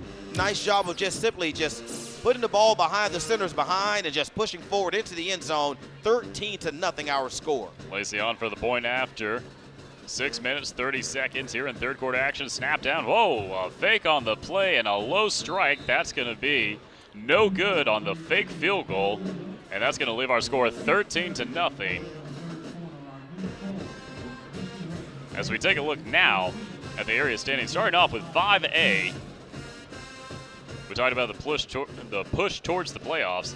Jackson Aggies just rolling right now in the number 1 spot. Viger in action last night, getting a victory over LaFleur. St. Paul's and Citronelle in action. Citronelle right now losing to Satsuma. Out-of-region rivalry matchup, though. But right now, if the playoffs were to start tomorrow, Howard, those would be your 4 teams. And we talked about it, Tim, in the pregame. The quietest team in the 5A Region 1 standings right now, St. Paul's. St. Paul's has just been really, really quietly going about their season. They had that one blemish on their record, Tim, when they went into Mississippi and played and got beat. But ever since then, you just haven't heard a lot of noise out of St. Paul's. But year in, year out, St. Paul's is always in the mix. They're right there, Tim. Like you said, if the playoffs started tonight, Citronelle and St. Paul's, along with Viger and Jackson, are in the playoffs. Well, it's a heavy region matchup second half for a lot of teams, and that is the record that counts. You have your overall record, you have your region record, and that's the one you want to ride to the playoffs. Absolutely, Tim. And on that kickoff, we have a flag that's been dropped right around the line of scrimmage for the BC Rain Red Raiders. What that normally means is somebody got offsides on the kick. So that's going to back them up, Tim, 5 yards, and they're going to re-kick from the 35 instead of the 40. Taking a look at 6A right now, Blunt currently losing to McGill in another out-of-region matchup, but they sit atop the 6A Region 1 standings and atop the state standings at number 1. Spanish Fort right there at number 2. Daphne and these BC Rain Red Raiders right there in the top 4. Saraland currently tied with Murphy last time we checked, 7-all at halftime. Baldwin County quietly working their way up the standings, and over the years, Nathan McDaniel's Tigers have been moving towards that direction. LaFleur losing to Viger last night. Robertsdale and Gulf Shores still looking for their first victories on the season. Yeah, you're right. Thankfully for Blunt, that game against McGill-Tulane being out of region, so that will only put a blemish on their overall record and not their region record, should that score stand up tonight out at Mattie T. Blunt High School. McCreary running away from a pack of Red Raiders, and a flag comes out after he gets out of bounds. Yeah, and that's going to be a personal foul penalty. Now, I don't know if they're going to call that on both players, one for the BC Rain Red Raiders and one for the Williamson Lions, but we'll find out. But this is going to be a personal foul call. I'm not sure if it was after the whistle, though. As you see, the referee, Michael Smith, relaying the call over to the sideline for the Williamson Lions, and that is going to go against the Williamson Lions, Tim. I believe somebody might have taken a shot at another player's head or something like that, so that's going to be a 15-yard penalty, and that's really unfortunate. What we had was personal foul, hitting a defenseless player during a return. It's a 15-yard penalty at Williamson's ball, 1st and 10. You know, we've talked about those self-inflicted wounds, Tim, and that is just yet another one. Taking a look at 7A Region 1, McGill-Tulane just rolling right through. Caleb Ross trying to do a repeat performance as the defending state champions. Davidson, how about the Wild Warriors on a roll? At the number 2 spot, they're going to take on Mary G. Montgomery, who's losing to Auburn currently right now, but out of region matchup. Yeah. Davidson and MGM in the game of the week next Friday night in a battle over in 7A Region 1. As the ball is on the ground once again in a pile-up inside the 20-yard line. We're going to have to see who emerges out of this one. Yeah, it's going to be Roger McCrary alertly jumped on the fumble for the Williamson Lions, Tim. And, you know, it looks like Daryl Mitchell, as the pocket was collapsing around him, tried to step up in the pocket, keeping his eyes downfield like a good quarterback is supposed to do. One of the Red Raider defenders reached in, knocked the football out of his hands, but Roger McCrary was Johnny on the spot, and he was able to jump on the fumble, Tim. Loss of about 6 yards on the play, 2nd down and about 16. Mitchell comes off on 2nd down. And a small rush on the play.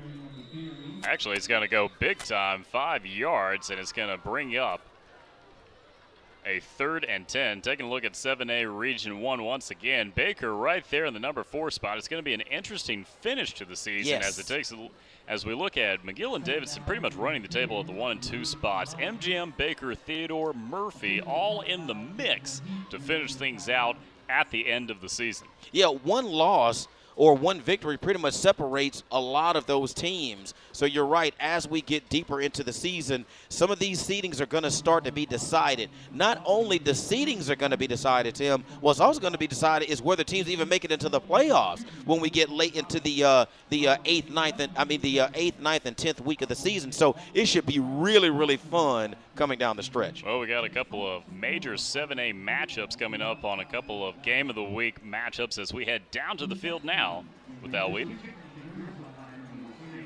Thanks, guys. After last week's loss to Blunt, Coach Taylor Stone told me that the players recommitted themselves to becoming more physical, more aggressive, and raising their work ethic. He also said there's nothing like a good whipping to teach you a lot about yourself. And as you can see from that last fumble they recovered, when they got in the red zone, they made sure they put some points up on the board this time, stretching the lead to 13-0 over Williamson.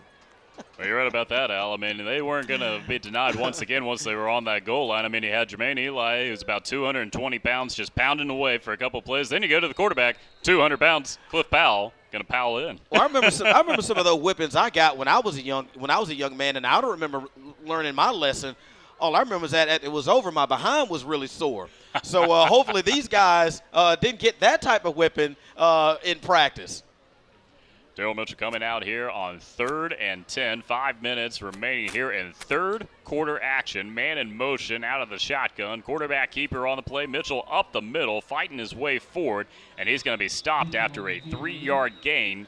Oh, he's going to push his way forward, but they had already blown the play dead back near the 26-yard line. Yeah, Jermaine, Eli, and several of the other Red Raider defenders had already stopped his forward progress, Tim. So as it goes, that's going to be a pickup of about 4 on 3rd down. So it's going to bring up 4th down at about 6, a long 6 for the Williamson Lions, and they're going to wisely punt this football away. Roger McCreary set the kick for the Williamson Lions, Tim.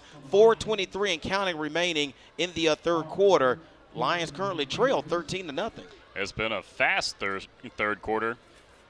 2 Red Raiders back near the 45-yard line. Keyshawn Harper lined up to receive this punt. A low one in the direction of Harper as he's going to pick it up and take it out the right side. Has blockers, and flags go flying in the backfield as he's trying to dance around defenders once again. Just elusive is the senior running back inside the 40-yard line, but back at the opposite 40 is a flag. He is fun to watch. I mean, he is really entertaining, and it is just so unfortunate that a block in the back is going to cause that return to be nullified for Keyshawn Harper. But I tell you, he does a lot of circling back in the direction he just came from to try to pick up yards. He is just fun to watch. During the return, we had a block in the back. On BC Rain, that's a 10-yard penalty from the spot of the foul.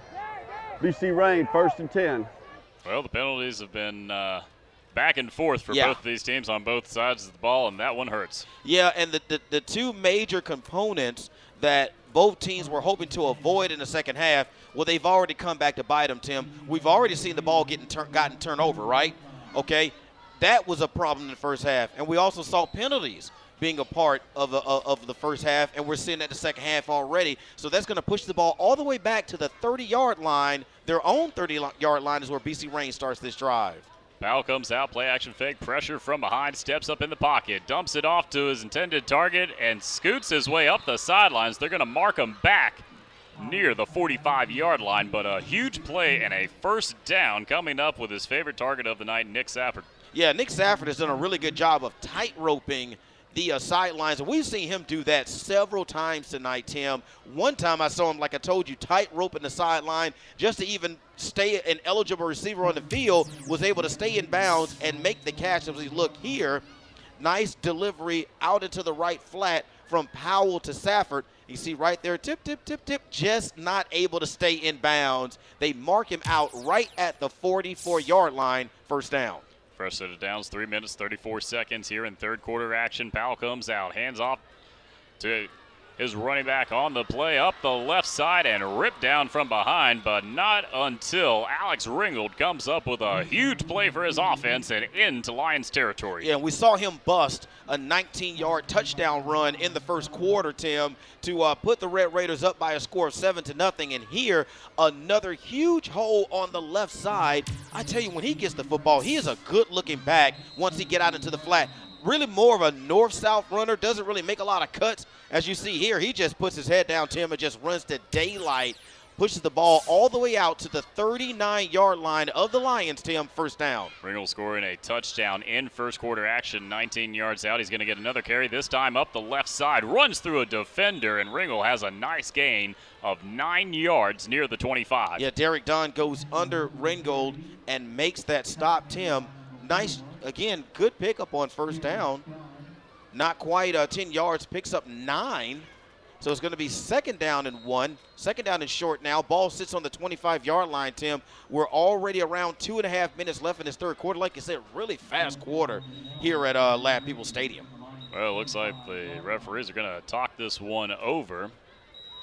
Well, actually, they're not. They're going to whistle back into play. Man, they're faking everybody out. Well, you know, one thing I noticed we did not have to, let's take a look at scores. Viger getting victory last night over LaFleur. McGill on their way right now, 31-6 over Blunt at halftime as Powell comes out, single coverage on the outside, looking for Wilson on a jump ball.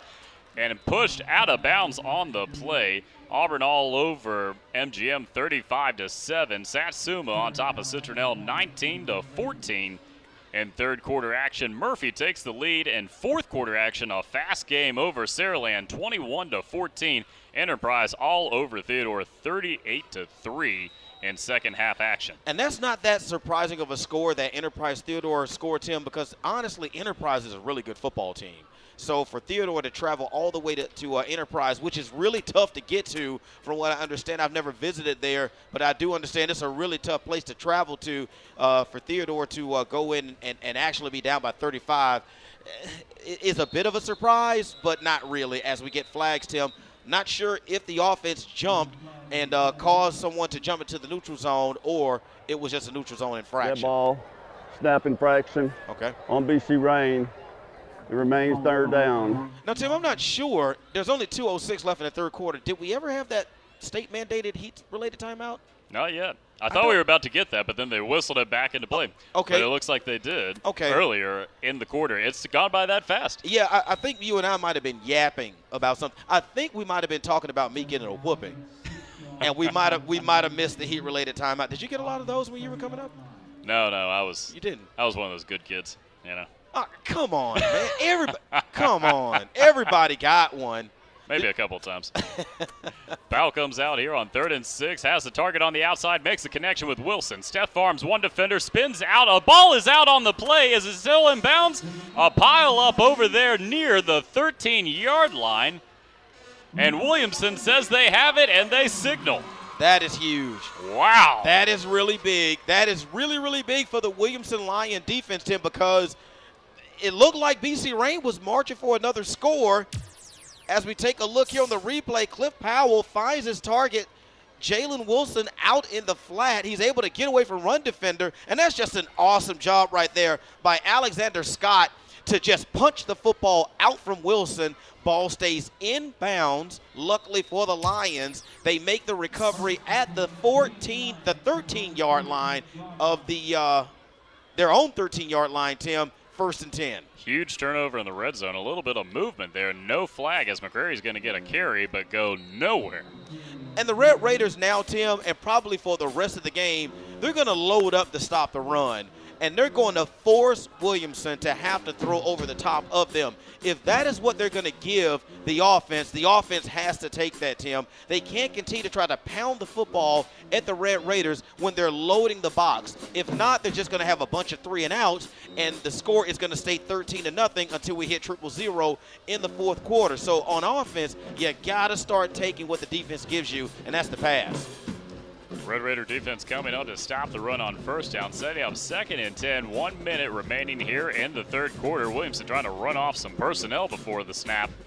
Man in motion over to the left side. Mitchell hands off on the play up the middle, fighting his way forward. Roger McCrary, a pile up all over the place near the 20.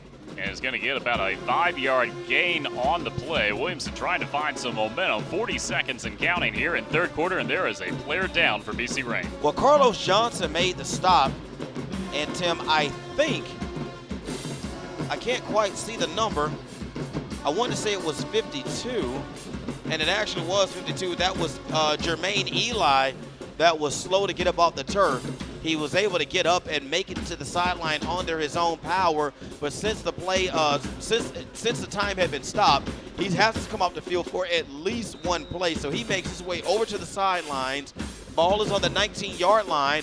3rd down and 5 coming up now for the Lions. Clock continues to roll over there. 15 seconds and counting in a fast third quarter as the Lions are facing a 3rd and 5. Coming off of a huge red zone turnover, building momentum, and they're just going to let this clock tick down.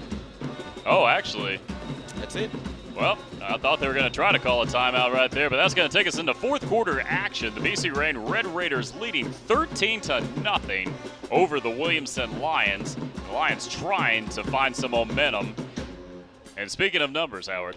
It might be time for America's favorite segment to head down to the field and hit the numbers with Al Wheaton. All right, guys, the game of football is composed of many numbers. 11 players compose a team. You're awarded 3 points for a field goal. But more often we hear they needed 1 more yard or they were 1 win away. And for Williamson and BC Rain, it couldn't be any truer. So tonight, let's focus on the number 1. Over the years, both of these teams have had a few ones, if you catch my drift. See, back in 2002, Williamson was 1 win away from capturing the 5A state championship after losing to Ottawa in the title game. Or how about the Red Raiders making the playoffs for the first time in 1984? And in the same year, making their 1 appearance in the state semifinals. Let's take it back even further than that. BC Rain fielded their first football team in 1962. That happened to be the same year the Lions picked up their first playoff win. All right, guys, let's go ahead and wrap it up. Now, Tim told you earlier, the Lions and Red Raiders have been playing each other since 1975, with BC Rain leading the rivalry 21-20. If Williamson can get 1 more win tonight, they would even up the series. Down on the sidelines, we're hitting the numbers. You know what? Al Whedon's number 1 in your hearts. Oh, my gosh.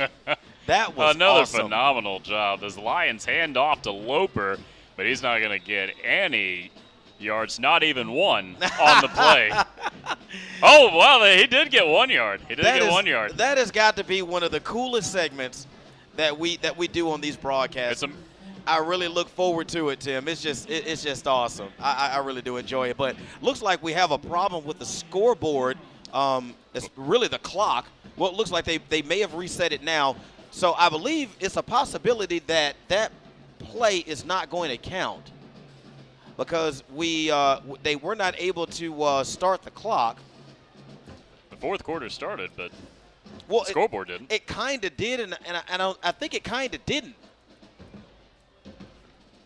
Yeah, there's a confusion right now. I actually see the one of the linesmen has taken the down marker all the way down to the other end of the field, which usually is what happens, Tim, whenever there's a quarter change. But as it goes, Williamson ran another play on the end of the field where they were at the end of the third quarter. So I don't think that play is going to count, Tim.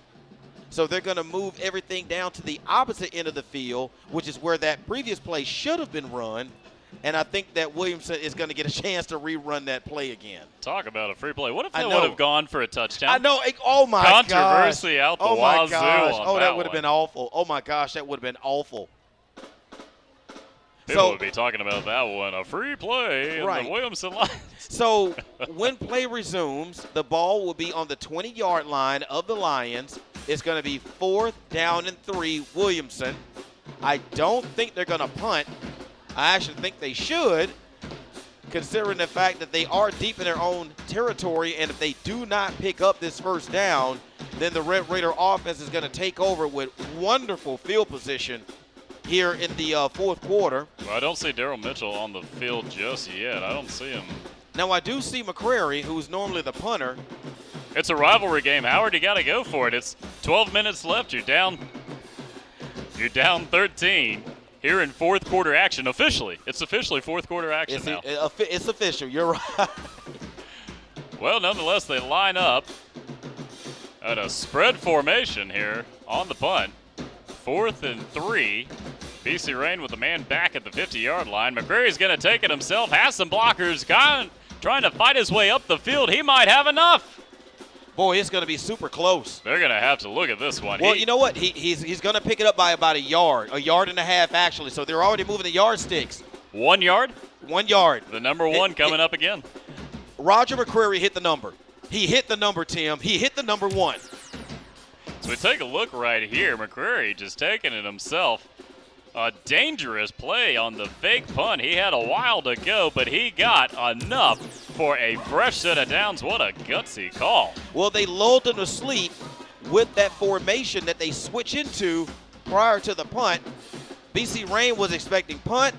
They faked it, picked up 4 yards, Tim. First down, Lions. Well, Williamson's number 1, Daryl Mitchell, going back to work, trying to get his running backs in the right spot. Loper, the back in. They're going to blow this play dead. Now, Flags coming out in the secondary. That's probably going to be illegal procedure. 2 guys were moving at the same time, Tim. You cannot do that. Dead ball. Dead ball, moving too much. Yeah, we're waiting on Michael Smith. All right, the ruling on the field is that there was a timeout called by Williamson before any foul. Therefore, there's no flag. Wave the flag off. Okay, so that's going to be is that the first charge timeout? You know, I thought a little while back, right before the confusion of the start of the fourth quarter, I thought that they might have signaled for a timeout back then. Okay. But it wouldn't add up at this point. Well, there were two guys moving in the offensive backfield for the Williamson Lions. I believe that was was that Breland Franks? Franks and Loper trying to figure out where to be in the formation on the play. And both guys were moving at the same time, so that is a penalty. But the coaching staff noticed that there was confusion in the backfield, and they went ahead and called the timeout prior to the flag being thrown. 11 minutes, 25 seconds remaining in the game. Darryl Mitchell. And they're still having problems getting lined up right. Red Raiders trying to show some aggressiveness on the play, and they capitalized with a stop in the backfield. Loper unable to go anywhere and took a 1-yard loss on the play. Yeah, you know, you could see all that confusion, and that was Isaiah Lucas Faulkner that was able to get into the backfield and get Loper down. But, you know, we've seen that routinely with the Lions when they line up, Tim. Guys just don't know where they should be in the formation, and there's a lot of confusion, and they snap the ball, and nobody knows what hole to hit. Ball of confusion out there, I'll tell you. Oh, my gosh. And they're still moving. The Lions are on the move, but within their own formation. Here on 2nd and 11, two receivers land to the right. Mitchell, a little bit of a fake over there, lobs it up, wide open man on the outside and makes a connection down inside the 40-yard line of BC Rain. Terrence Brand coming up with a huge reception on the play, and Williamson is on the opposite side of the field. How often do you see chaos cause confusion? There looked like complete chaos with the Williamson Lion offense prior to the snap of the ball. That chaos caused confusion in the defense on the other side of the ball, and Terrence Brand was able to leak out of the backside down the sideline for a huge gain for the Lions. Mitchell comes out, fresh set of downs, hands off to Franks right up the middle, and a big gain of about 9 yards on the play. He tried to stretch out near the marker, and they're going to land on the 30-yard line. Yeah, New Trey Smith was able to make the stop, but boy, oh boy, nice job here as we take a look at the quarterback. Mitchell throws up a ball deep downfield and finds Terrence Brand. If he just could have been able to keep his balance, Tim might have been able to go for a much bigger hit on that play. 2nd and short. Franks the running back in the backfield. Mitchell going to keep the ball himself, rolls out to the left. Single coverage on the outside, looking for an intended target, and over the head on the play, looking for Derek Dunn. Unable to make the connection. 3rd and short now, upcoming near the 30 as the clock stops with 9 minutes and 46 seconds remaining in the game. Derek Dunn did everything your wide receiver needed to do to get himself open for that pass. As we take a look here, Derek Dunn at the bottom of your screen right there gives a double move, gets behind the defense wide open, just not enough air under the ball from the quarterback, Mitchell. 3rd down and short here, Tim, for the Lions. Need to pick up this 1st down to continue this drive. 4 receiver set, 2 to each side. Mitchell out of the pistol. Oh, ball on the ground. He's got a fall on it. No gain on the play. Oh, boy. It is quickly 4th and short. Are you serious? Are you serious? I'm sure the coaches are just livid right now with the offense because it was 3rd down and about 1. And that fumble, they lost, I believe, another yard. So that's going to make it 4th down and 2. Ball on the 30. They have to get to the 30-yard line for 1st down.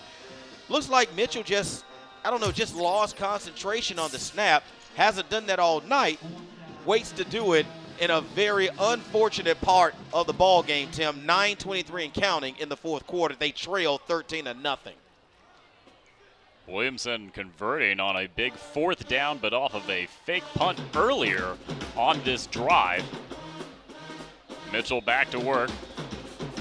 And it looks like the Lions are going to talk this one over. Now, if the scoreboard is correct, that is going to be their final I believe, their final timeout of the game. 9:06 left here, Tim, and they currently trail by 13. The BC Rain Red Raiders are leading 13-0. You're watching the Mobile County Public School High School Football Game of the Week.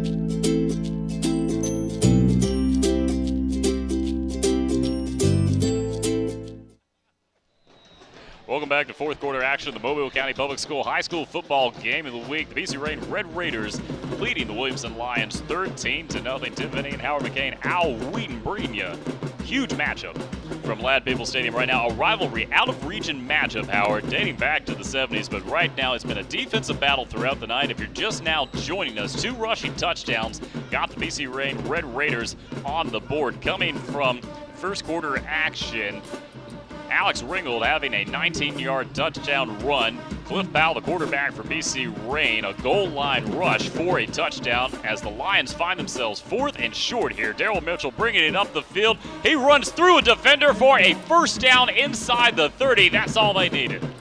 You know, Nutri Smith, and they call this trucking a guy. And that's exactly what Daryl Mitchell did on that play, Tim. Nutri Smith was actually there and had an opportunity to stop him for a first down. But, boy, Daryl Mitchell just trucked him for a first down, Tim. So they had to get to the 29. They made it to the 28. So 1st and 10 Lions at the 28-yard line of the Red Raiders. Less than 9 minutes remaining in the game after a first down conversion on the play. Daryl Mitchell quickly back to work, and flags are going everywhere, and the Red Raiders are happy about this one. Yeah, that's going to be a false start on Jesse Stewart from that left guard position. He flinched, and the officials saw it, Tim, so that's going to move them back 5 yards. False start on Williamson. It remains first down. And what do we call those? What do we call those penalties, Tim? Self-inflicted wounds. Self-inflicted. You know, as soon as something positive happens and the defense is in a flow and they're moving towards the other team's goal line, getting closer to the neutral zone, they commit a penalty, and that puts them behind the 8 ball, and they just can't seem to find their way. Let's see if Williamson can put together some plays, Tim, and get into the end zone. 1st and 15, now 3 receivers set. Mitchell looking over to the left side, has a man, single coverage, right through the hands of his intended target. He was looking for Terrence Brand, who's already come up with a big reception on this drive, dropping that one right there. Jalen Wilson in coverage on the play, and it is quickly 3rd down. And Terrence Brand made a great adjustment on the football. The pass was slightly underthrown. He jumped back inside, went up, and just could not secure the pass with his hands, Tim. So it's going to make it now 2nd and 15 for the Lions. Ball sitting at the 33-yard line of the Red Raiders. Clock stops with 8 minutes and 18 seconds here in the game. Heavy load on the right side. 3 receivers over in that direction. Mitchell looking that way. Back over to the left. Scrambling away from defenders. Almost got pushed down. Ran into his own man and brought down for a loss in the backfield. 2 yards on the play is going to back him up. And they say Eli has recovered a fumble on defense. The officials are going to talk this one over.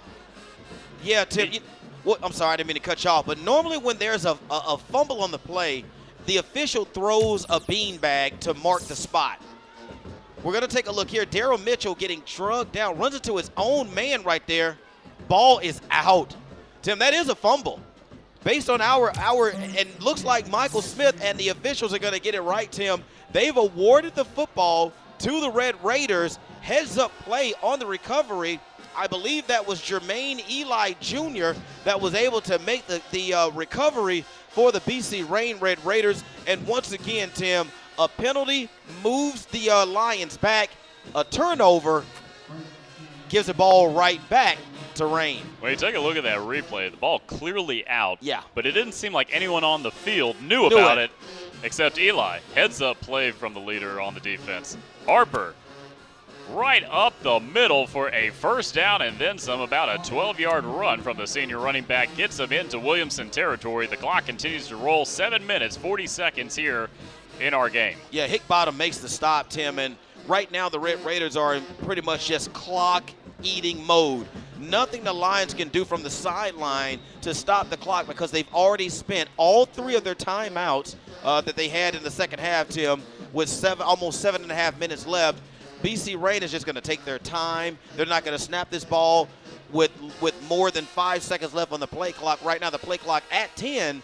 They have to hurry to get to the line of scrimmage. Well, last time the Red Raiders were in the red zone, Williamson Lions defense came up with a big stop and a turnover on the play. Powell comes out here, fresh set of downs, looking long on first down, out to the left side, single coverage, and over the head of his intended target, Nick Safford, on the play. That play really surprises me, Tim, and there's also a flag on the play over here on the near side, but that play call really does surprise me. BC Rain is up right now by a score of 13-0, 7:09 left in the fourth quarter, as we're going to get an illegal shift on the offense. So that's going to back the offense up. But to call a pass play and you're up 13-0 and really you just want to eat up the clock and get out of here with a win, to call a pass play and the clock be stopped on the incomplete pass really does surprise me. Well, we're going to get an official ruling down on the field. Motion on the offense. The penalty is declined. Brings up second down. So decline on the play, second down for BC Rain. 7 minutes, 9 seconds remaining in the game. You're right, Howard, they do have a 13-0 lead, but it looked like they were trying to throw the defense off a little bit and take a quick shot to try to add 2. Williamson has had trouble moving the football when they get close to the red zone. You should just run a couple of running plays, only throw when you have to, because right now you have a somewhat tired defense out on the field right now for the Williamson Lions. I say just pound them with the football, Tim, on the ground. Elay on the field on offense. Powell going down for a sack in the backfield. Williamson coming up with a huge stuff, almost a 15-yard loss, taking them all the way back to the 45-yard line. Yeah, that's Jaden Shaw that was able to knife into the backfield and take down the quarterback, Cliff Powell, for a huge loss, Tim, on second down. As we take a look here, just nothing doing for the quarterback, but what that does do for the BC Rain Red Raiders is that keeps the clock rolling, Tim. Ball is spotted all the way back into minus territory at the 45-yard line of the Red Raiders. 3rd down and 23 upcoming. 6 minutes, 20 seconds and counting. 3rd and long now for BC Rain. Powell comes out. Play action fake. Oh, an end around from his receiver on the right side. Up the left side. Whoa, takes a little bit of a tug near the collar on that one and a pile up. A little bit of a scuffle near the 50-yard line. A penalty way back in the backfield. Now, this is going to be an interesting call, as it looked like there might have been penalties on both sides. Well, I didn't see what the penalty was, but whatever it is going to be against the Red Raiders. Wow, it looks like there's going to be a holding call. Holding offense. Penalty is declined. 4th down. I don't know. On that play, I saw a little bit of a tug. As we take a look right here, Powell handing off to his receiver, coming up the left side, and you're going to see a little bit of a tug right there. He might have got enough shoulder on it. But from this distance, it looked like it was a little bit of collar action. Yeah, I think you're right, Tim. Your observation was really good. He actually grabbed him right around the shoulder of his of the player's jersey, not around the collar. So no penalty on that. So the penalty call, which was holding, was declined. They took the play instead of the yards. The play did not result in a first down. So actually, it's supposed to be 4th down. The field marker is saying 3rd, and the scoreboard is saying 3rd. But the official said that it's supposed to be 4th down. But as it goes, now the field marker is at 4th down, which is correct. So punting situation here for the Red Raiders, Tim.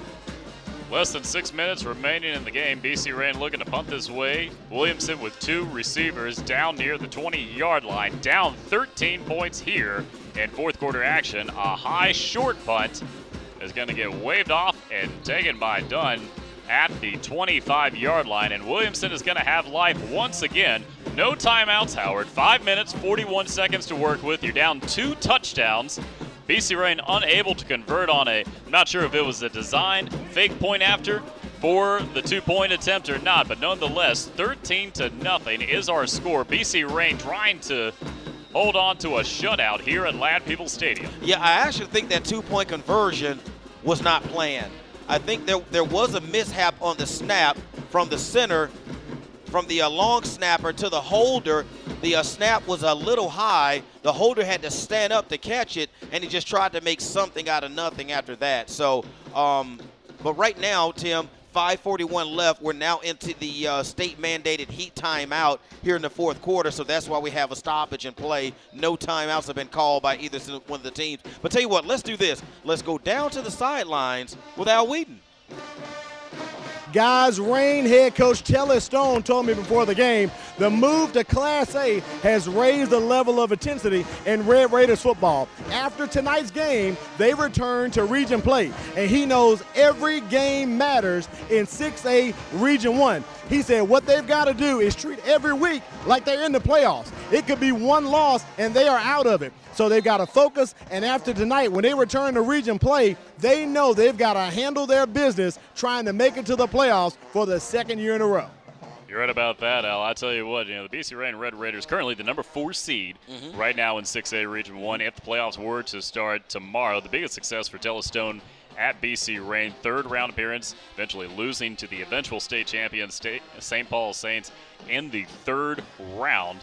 Big time movement happening. But I'll tell you what, if you ever need a motivational speech, you can find it on either sidelines with either Dedrick Sumter of Williamson or Telly Stone at BC Rain. They're just that good? They're just that good.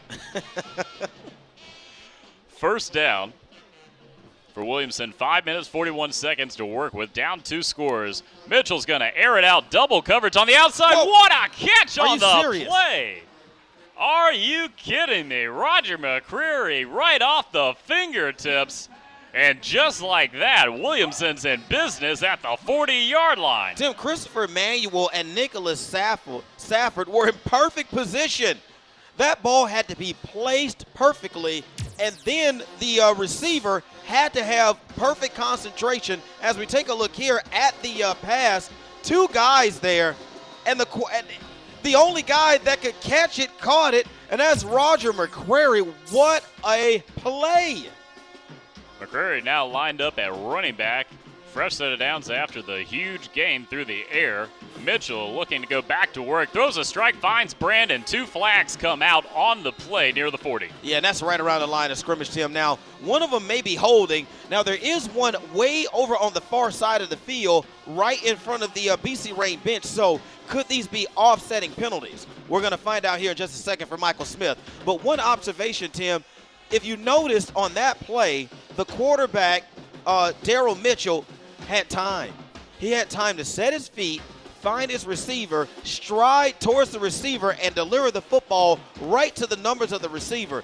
If his offensive line could give him some time, he can find an open receiver. But it's up to that offensive line to give him at least 2-3 seconds to survey the field and deliver the football. But first, we're going to get these flags sorted out to see where we stand here on first down. Will it be first down and long, or will it be first down and short, or will we just replay first down? Well, when you talk about Daryl Mitchell, the first word that comes to mind, intangibles. Yeah. Keeping your eyes downfield, yeah. Keeping focus, a leader on the offense for the entire team. So we head down to the field. Let's see what kind of call we have.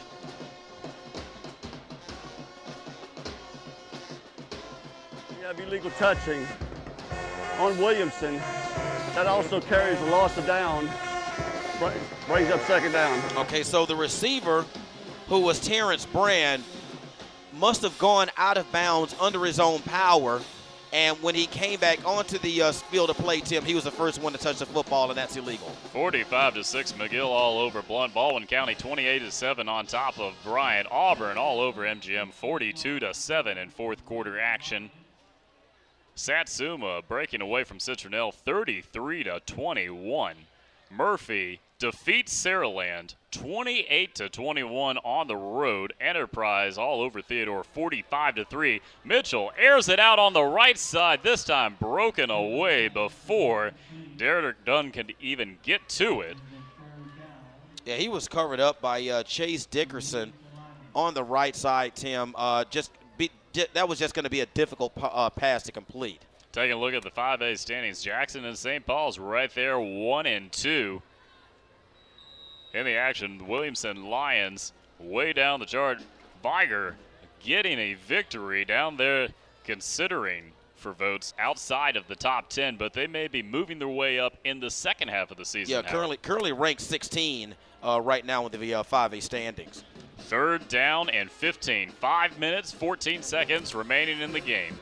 Daryl Mitchell going back to work, lined up all the way back at the shotgun near the 50. Rolls out to the left. Flag comes out on the play, being chased by defenders and pushed out of bounds. That's not going to be enough for a first down, but there's a penalty thrown early near the Williamson sideline. Well, it's thrown right around the line of scrimmage. I'm not sure if somebody may have lined up offsides. If someone got started early, then the play would have never started. So it's going to be illegal procedure against the offense. And that's going to be a 5-yard penalty, Tim. So it's already 3rd and 15. So if the penalty is accepted, it's going to be actually won't be 3rd down and 15 because positive yards were picked up on 3rd down. So it's up to the coaches to have to find out if they're going to take the penalty, accept the yards. Illegal formation. On the offense, the penalty is declined. It brings up 4th down. Okay, so it's going to be 4th down and about maybe about 7 to go. Taking a look at 6A action, Blunt losing to McGill tonight. Spanish Ford, they're at number 2. Those two teams are yet to collide, but the second half of the season is going to bring another major matchup between those two powerhouses. Saraland losing to Murphy all the way down outside the top 10. Not a region game, Howard, but a momentum builder as Mitchell comes out on 4th down, looking for McCrary. Triple coverage and broken up. No flags on the play, and that's a huge win for the Red Raiders secondary. Yeah, all 3 defenders were able to get their head around, find the football, Tim, and they have equal right to that ball, so there's no pass interference. Ball goes over on downs to the Red Raiders. Turnover on downs for BC Rain. We talked about McGill pretty much on their way to a victory over Blunt in the 7A standings. Less than 5 minutes remaining in our game here. BC Rain pitching a shutout, 13-0. 2 rushing touchdowns tonight. First quarter action coming from Alex Ringgold. Third quarter action coming from Cliff Powell. Both rushing touchdowns. A little bit of a miscue on a point after was incomplete, leaving our score 13-0, and it's been a back and forth defensive and penalty-filled battle tonight from Ladd. Foul coming out here after the turnover on downs at the 39-yard line. Yeah, you look at the quarterback, Powell, Tim, just waiting for the play clock to wind down before he starts his first play. Hands off to Harper. He's going to get about 4 yards on the play as he fights his way forward, and that's going to start the rolling of the clock. Now, normally whenever a team picks up a first down, if they don't pick up enough for another first down, they can normally eat up somewhere around about 2 minutes off of a clock. Okay, that was the first play of first down here for the Red Raiders. So if they don't pick up another down, pick up a first down, by the time they get the ball back to Williamson, it's only going to be a shade over 2 minutes left in the ball game. So it is imperative for the Red Raiders that they pick up another set of first downs, Tim, so they can run this clock out and get out of Ladd with a 13-0 shutout of the Lions. Eli back at fullback. Powell drops back to pass, looking to pass it out on the left side over the head of his intended target. Had a hand on it on the play. Going back to his favorite target on the night, Nick Safford, on the play, but Alexander Scott coming up to break that one up. A one-on-one battle on the sidelines, and that stops the clock with 4 minutes remaining. Yeah, and again, kind of scratching my head a little bit on the play call as we take a look at Cliff Powell delivering a ball out into the left flat. No chance for Safford to come down with the completion, Tim. Even if he had caught it, he was going to be out of bounds, and the clock was still going to be stopped anyway. So 4:01 remaining. That's almost like giving the other team a timeout when in this situation you throw a pass and it falls incomplete. It stops the clock, and that gives the other team just a little bit of hope. This time a toss out to Harper on 3rd down. Shoots up the middle of the field for a first down and then some. He's got some real estate to the 20, to the 10, and inside for a touchdown. Keyshawn Harper all the way on 3rd down gets the Red Raiders back on the board. This time a 57-yard touchdown run. And that will probably salt this game away for the Red Raiders. 3:46 remaining in the ball game, Tim. Huge score there hung on the board by the Red Raiders. As we go back to the replay, just a simple toss out to the left flat, and it looks like Keyshawn Harper goes almost untouched into the end zone, outruns the secondary. Tired defense out there on the field for the Williamson Lions.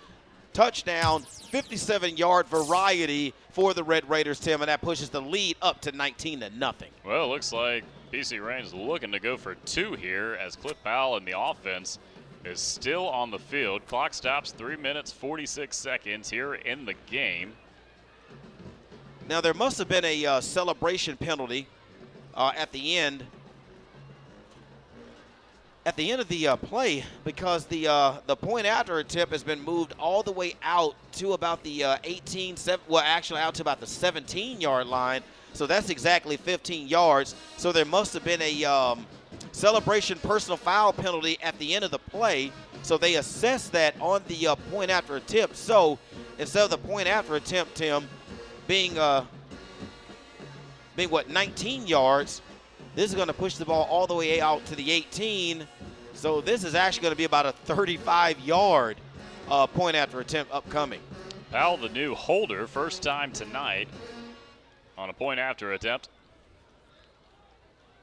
They're backing the lineup even more, it looks like. The officials are talking this one over. They've got a huddle of their own going. Well, was there more than one celebration penalty? As we watch, Keyshawn Harper goes into the end zone. Does he do something with the football? Okay, that's a celebration. A little Superman action right there. Yeah, that's part of a celebration right there. I don't see anything excessive. But I did see the penalty flag get dropped right around the goal line. So it must have been something that happened after the play, after he crossed the goal line. So Michael Smith, I believe, is going to give us a call. Let us know exactly what the heck is going on.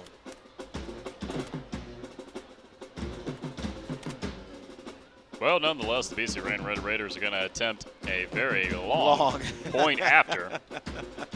This could qualify for your trivia competition, huh? Well, this is going to be a 35-yard point after attempt upcoming for the BC Rain Red Raiders. DeMarcus Lacey on for the attempt.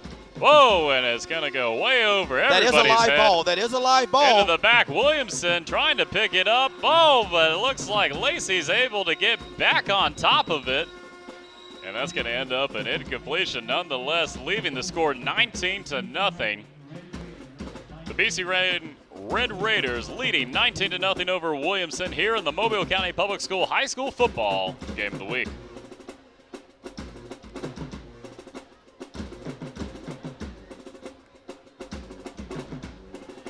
School's Signature Academies program offers a variety of specialized curriculum for highly interested and motivated students. These academies provide students with choices ranging from aviation to healthcare, advanced information technology to international studies, from engineering to coastal studies. These high-quality, hands-on programs prepare students for careers readily available in Mobile County. Signature Academies program. It starts with us.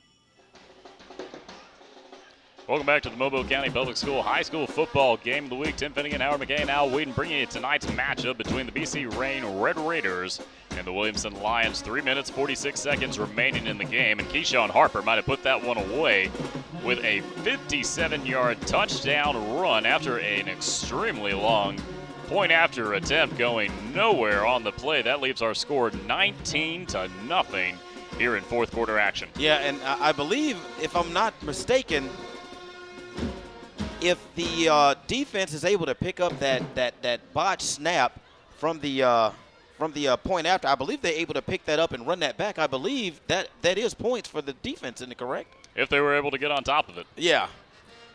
It was bobbled around all over the place, but nonetheless, BC Rain's DeMarcus Lacey able to recover as he's teeing it up from the 40-yard line. 3 minutes, 46 seconds remaining in the game. The Red Raiders enjoying a 19-0 lead as they kick this one down inside the 20-yard line. Picked up by Williamson. Live ball on the play. Oh, and just falling on the ground. It looks like it's Daryl Mitchell. Yeah, it's just been that type of night for the Williamson Lions as we take a look at I believe this may be our last look at scores. McGill all over Blunt, 45-6 in fourth quarter action. Baldwin County on top of Bryant, 28-7. Auburn defeating MGM 42-14. We'll see the Vikings in action next Friday against Davidson. Satsuma Citronelle, a little bit of a scuffle over there, 33-27. Gators on top of the Wildcats. Murphy defeats Saraland 28-21. Enterprise on their way to a victory over Theodore 45-10 in fourth quarter action. Yeah, that's 2 losses in a row upcoming right there for Theodore. Well, the only difference is that a number of matchups tonight out of the region. Yeah. Second half of the season, you got a lot of teams that put either a lot of region games early on, or you're going to see some, like Williamson, that play a finale out of region. Pressure all over Daryl Mitchell, and he's just got to go down in the backfield. A big loss on the play of about 8 yards, backing him up inside the 10-yard line as the clock continues to roll. Yeah, Carlos Johnson able to get that sack on Daryl Mitchell, and Tim, that's going to be somewhere around about close to a 10-yard loss on first down. So it's going to bring up, I believe, second down to about 19, 20 to go. Ball deep in the Lion territory, around about the 10-yard line. And as soon as the officials whistle the ball back into play, the clock will start, and there it goes. 3 minutes remaining in the game. Mitchell out of the pistol formation, hands off to his running back on the play, going to go nowhere. And the Red Raider defense trying to preserve the shutout. Whoa, as Johnson had some words for his opponent on the play. Did he? I didn't see that. What?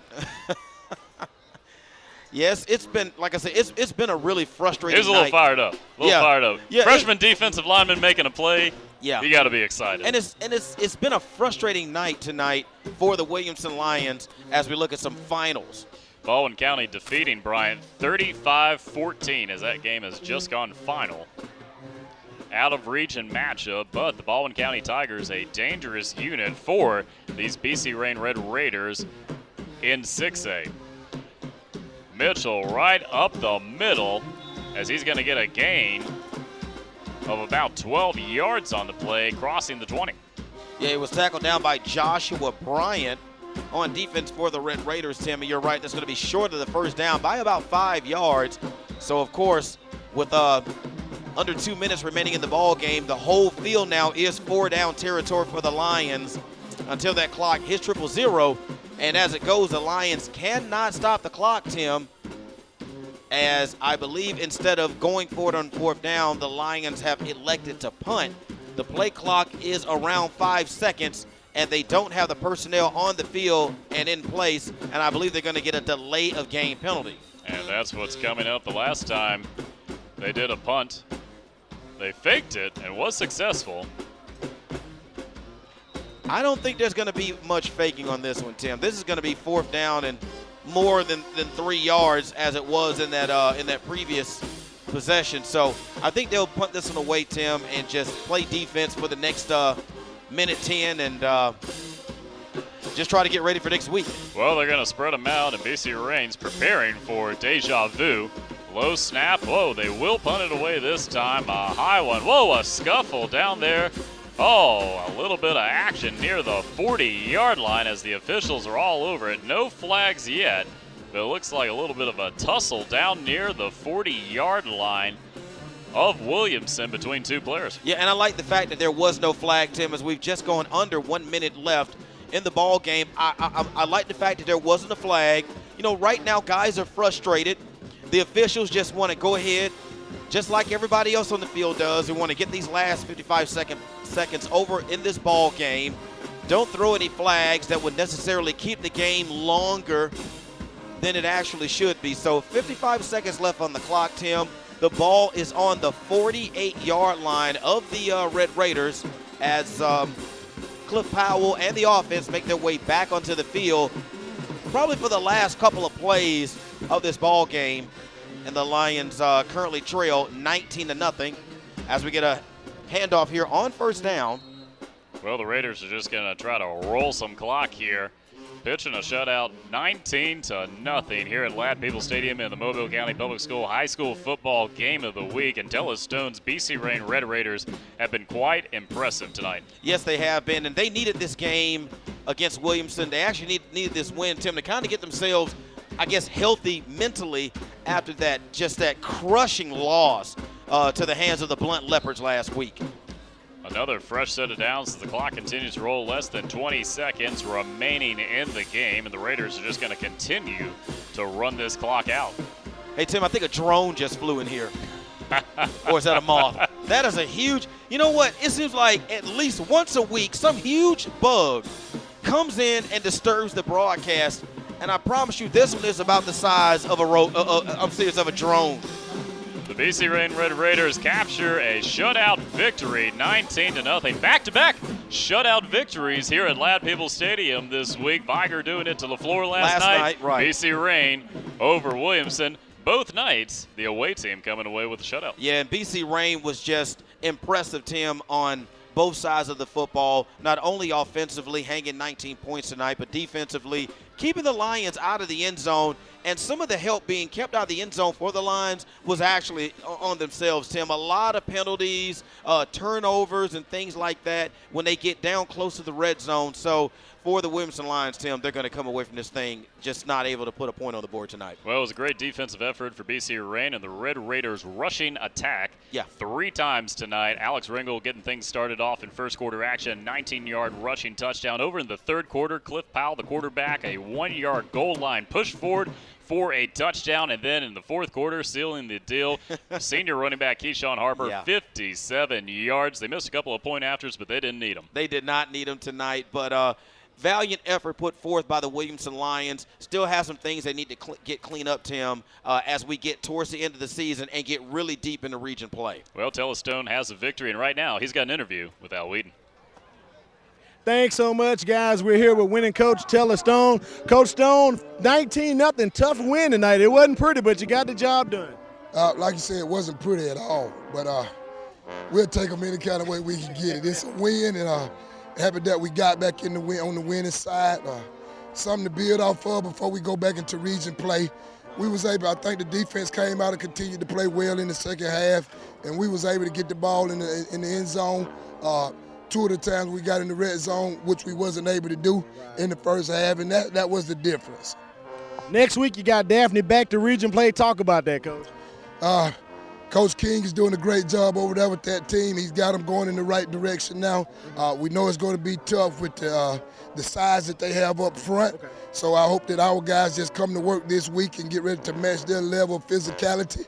And let's get after it. That's what, and see what team wins. All right, congratulations once again, Coach. Thanks. All right, we do appreciate that. Coach Tella Stone wins the Maysville DIP Classic tonight over Williamson. Back up to you guys. Great job as always, Al. 19-0, our final tonight from Ladd People Stadium. The BC Rain Red Raiders extending their season record now 4-1 on the season as they get ready for a potential playoff push into region play. Currently the number 4 seed in 6A Region 1. Tune in next week for more football action in the Mobile County Public School High School Football Game of the Week. Doubleheader action Thursday night football, Murphy and Foley. Friday night football, Davidson and MGM. It's going to be a big one. For all the great people here at Mobile County Public Schools, Al Whedon, Howard McCain, Quentin Howard, I'm Tim Finnegan. Thanks for watching.